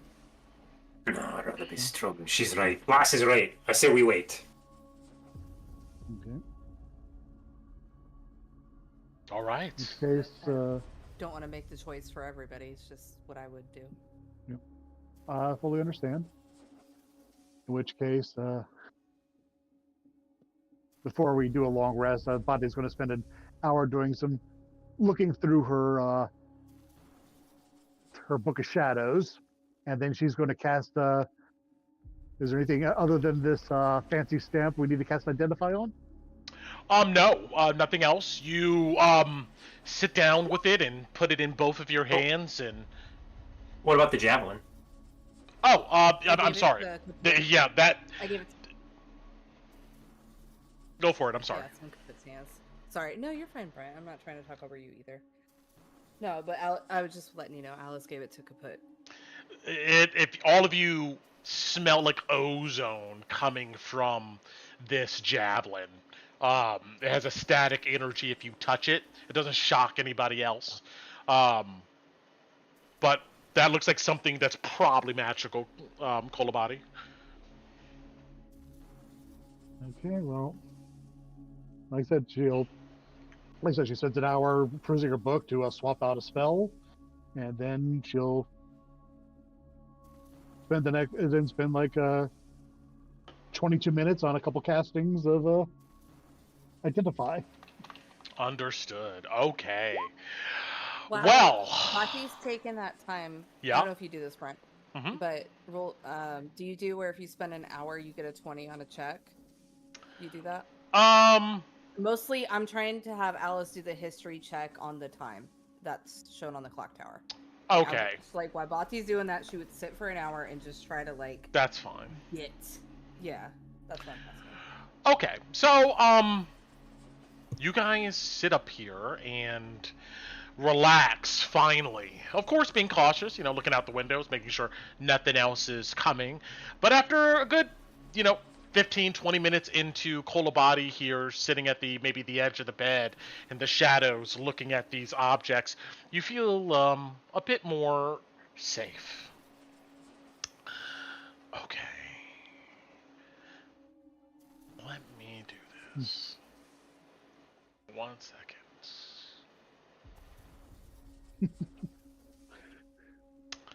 Double kaput. Oh, he got out of his armor. To lay down. So that's why I did it. So his armor is up by the wall and he's just laying in the bed. There we go. Just trying to be theatrical. Alice, as you're ruminating on the clock tower and the facade in 100 and something years or so ago, and stopping, trying to think of anything at that time period that you would have heard of, may have been of note. You come to the conclusion that there's no defining event that you heard of, or probably most people have heard of, that happened at this time when the clock tower stopped. There was no danger or enemy or attack or anything like that. But it stopped when that image, that flash in the cosmos, that black hole in the dreamland and the astral plane and in the elemental chaos, you're pretty certain that the clock may have stopped when that thing materialized, considering everything you've experienced and known. So, just to be clear, there's no historical event here that you need to worry about. The only thing that really matters is that it seems like when this distortion, as I talked about before, materialized, that seems to be maybe when it stopped. Would I know who, and you can get back to me on this, because I know it might be an out-of-pocket question. Would I know who was currently reigning over Westamar when this happened? That's a really good question, actually.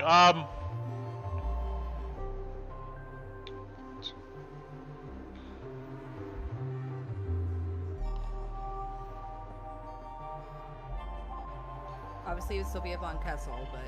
Yes. I'll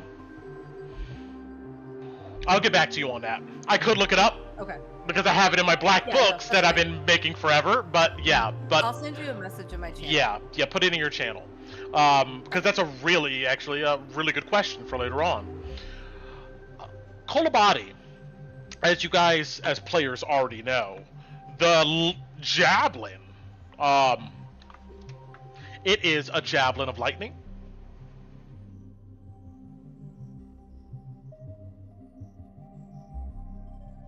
So you can look at the stats on that. The seal, though, when you identify this object, Kolobati, the magic that comes to you, the unraveling of the equations that make up this magical item is pretty intense. You get a sense immediately that not one, but maybe a bunch of people who were trained in Arcana, and maybe Divine Magic had to create this thing. It is very, very special. And let me bring this up.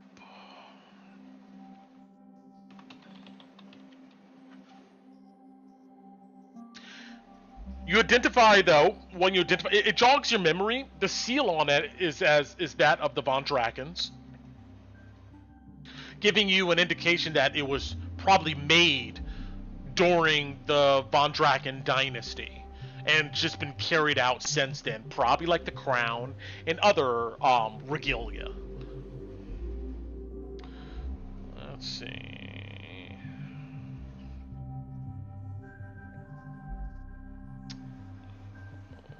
Here we go.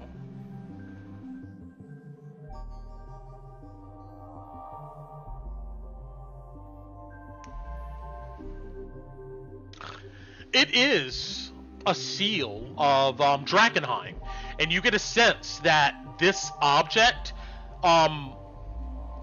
it's multi-purpose. One, you understand that when a new king or queen is crowned, all of the items of the Westamar regalia is kind of gathered, and the person who has the crown would choose and select who has these different items of the regalia, and then there's some special ceremony taken where all of these items, what's the word I'm looking for? Their power, coronation? Yeah, it's part of a coronation. There we go. It is used in part of the coronation for the whoever's going to be the king or queen of Westamar, or Drakkenheim. You also know I have a link actually, I think, in the image, but I'll go ahead and post it here, that it does the following. And for the stream, I'll go ahead and read this. You may have to copy the link and put it into your browser. But while wearing this badge, you can cast Mage Hand, Prestidigitation, Purify Food and Drink, and Unseen Servant at will. You can use an action to cast one of the following spells: Animate Object, Create Food and Water, Dispel Magic, or Telekinesis. Once the badge has been used to cast one of these spells, it can't be used to cast that spell again until next dawn. You can, of course, choose your Intelligence, Wisdom, or Charisma score as a spellcasting ability modifier for these, and your proficiency bonus. And use your proficiency bonus, blah, blah, blah.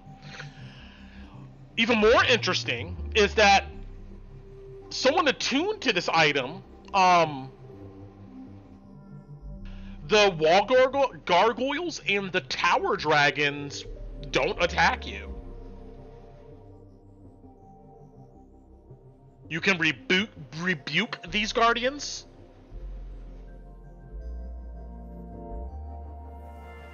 And yeah, that's what this one does. What do you mean by rebuke, Brent? That's the crown, Brent, not the seal. No, oh, is it? No, Well, no, it says as an action, you may present a seal of Drakkenheim to rebuke the guardian. So any one of these seals. Yes. Oh.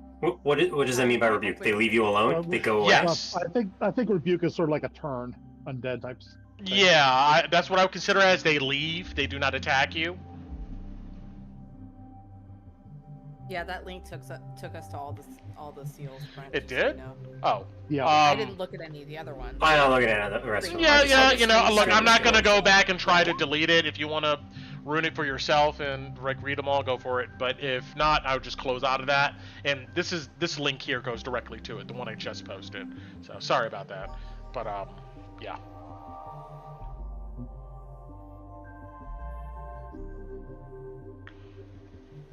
Considering, I think,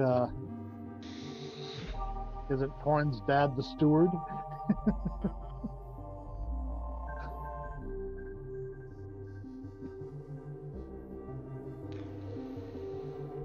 In which case, I think, Do you say this out loud, buddy? well, like I said, once we identify that, and she like say it's like, this is the steward seal, and look over at Torin. I know he's gonna look at this later because he had his own little video I made for him. So we'll get back to what he does with the discovery of this. But yeah, we're gonna end the session here with this discovery, and next session we can figure out what you guys do with the fallout here of the Cosmological Clocktower. But as you guys gather around and look at this seal, I just want to put a pin on this or highlight that all of you realize this item here is beyond important. Yeah. You think of how many people around the entire realm would spend money, would send agents, would die to probably get this thing into their hands. Yeah, possession of this has just put a huge target on us. that's why Alice didn't want to call the lanterns until later. But it's also massive leverage too. As in, the knife bites seems to be the only people who have found one of the regalia of Westamar over all these years. Because you guys are awesome. You guys are the heroes. Hell yeah. You have the power. So that makes, I guess that means 2 found, because I think Drexel has his. You know that Drexel carries the commander's badge. That was never lost. He's always had it. But all the other stuff besides that, well, it's been missing. Until now. How it got here, why it's here, how it got into that nest. It's a mystery. Maybe Torin can reveal some of that to you. But it is strange that it is here. Of all places it could be.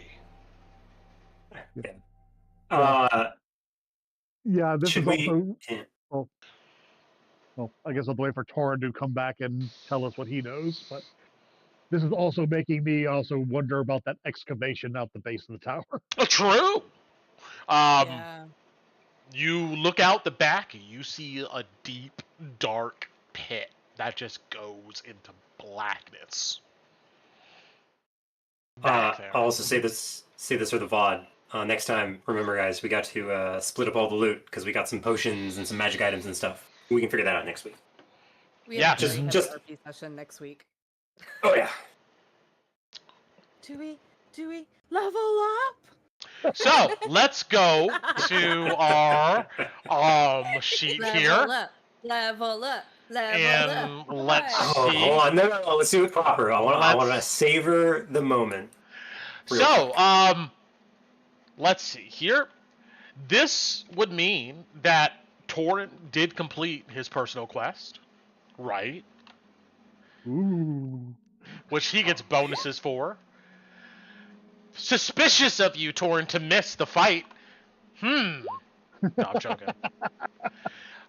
I would have loved for him to be here, but we got to continue going. He knows that, we'll be fine. But this will be a burden to bear if it's something for him to bear, Let's see here. You guys have secured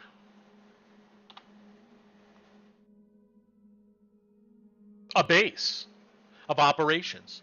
There's no haze up here, or at least not close. Places to sleep, places to look out, clockwork. This is a great vantage point to explore the inner city.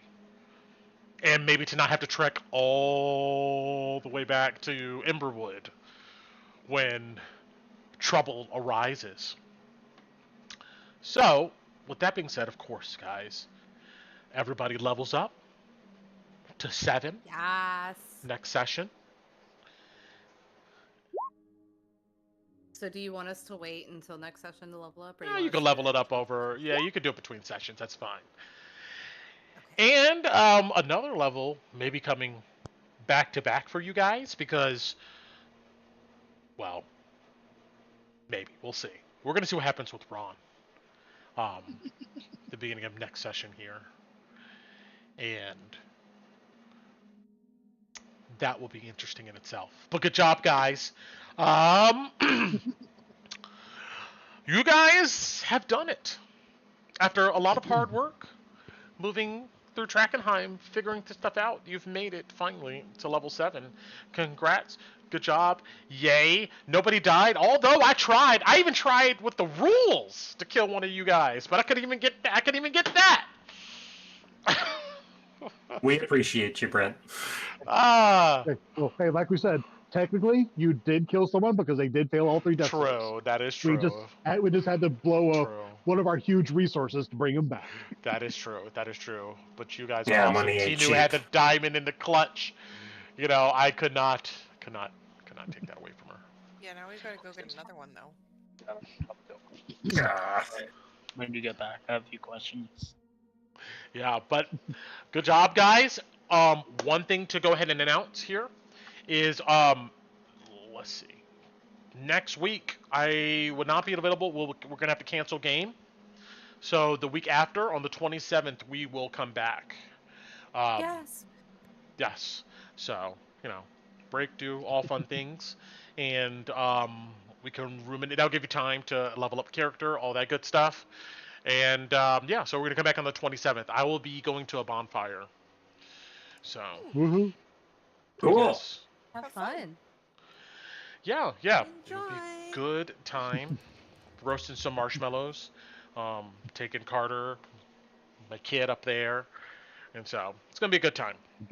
Let the good times roll. Yes. But that is it. You guys did it. Yay. Congratulations. Good job, guys. And what do you guys think of that fight? the Crimson Countess? Was it scary enough, or should I She have added 500 hit points? or 500 heartbeats. How many hit points did she have? She had a lot. So the stat block for this is you add 39 hit points per player that is in the group. So that's 240 there. But I included an additional player in that, so I gave her an additional 40. So 280. Yep, an additional set of hit points, and the stat block at the end of the game. Wait till later on to go back and look at her stat block, because a lot of the other legendary monsters kind of use this similar stat block and stuff like that. I remember some of the playtest stuff for their epic monsters. So, but I like the idea of epic monsters taking a turn after each player's turn. That is super efficient. Now they can't move and do stuff, but there's like a list of different actions and stuff they get. So I thought that was cool to run as this character. Certainly a lot better than the legendary actions. So much better than legendary actions. I agree. The stat block for her said that she would be confident at first in her ability. So in my head as a DM, I was like, let them exploit that and see if they make her fall. So in my head as a DM, I was thinking like, they're probably going to try to make her fall at least one time. Either that steady aim or some other bullshit is going to come up. But then after that, she's never letting that shit happen again. Never. I figured I had one shot at it. So I knew that was coming. I knew. But, dang, I wish I could have hit you guys with a few more lightning strikes. That would have been fun. Brent, you dropped me down to 10 HP with that one lightning bolt. I had a lovely description in my head of her like grabbing one of you guys and spinning in a circle like a fucking anime character and tossing you into like a building.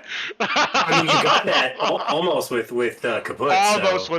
Almost with kaput, but not exactly. But I like the Crimson Countess as a character. That 8d8 lightning bolt was nasty. Ooh, that is nasty with the shock, the daze, you drop your shit. That's a nasty one. Recharge on 5 and 6 though. So I wonder if we could have fought it with another Manticore. Probably not. I don't think. Well, maybe Kalina would have been fighting that thing basically by herself. Actually, the fight would have been really nasty if she had Crohn's. Yep. Oh god, yeah. But I went by the book here for this encounter, and the book specified that she would chill and let you guys like waste your resources and stuff fighting her minions, and then wait for you guys to come to her, and get the fight. So, but you're right. If she was like, if this was like super intelligent, awesome bad guys, you're like, what, I'm gonna go ahead and recruit like 5 crones to come up here and just demolish you. Yeah. If we had like a crone and maybe 1 or 2 of those armored ones she had below.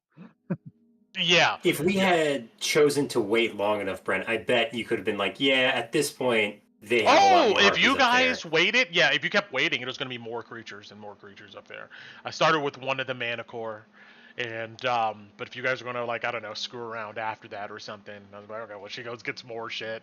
If you guys would have took a long rest, oh my god, that would have been worse. That would have been the return of the everybody comes back and everybody's waiting. So good thing you guys did not decide to do that. But I enjoyed this fight as a DM. I like throwing people off buildings. That's a fun thing. And thank you, Kaput, Alex, for letting me throw you off a building. You got it. I wasn't gonna let you get off that easy saying that the minute was up though. I know. I wanted it to be. I was like, man. I had the know. sad music playing and everything. I was ready to I know. I was ready to make Koo cry. But damn. I do have a few jump questions. off the building and risk it. I do have a few questions when all this is done, though. I know you're going to use the bathroom. I'm gonna use the bathroom. We're done. You need to go. Thank you so much. Thank you for being here, Kalina. I I want to add. Actually, I'm ending the stream because this will be off stream. Goodbye.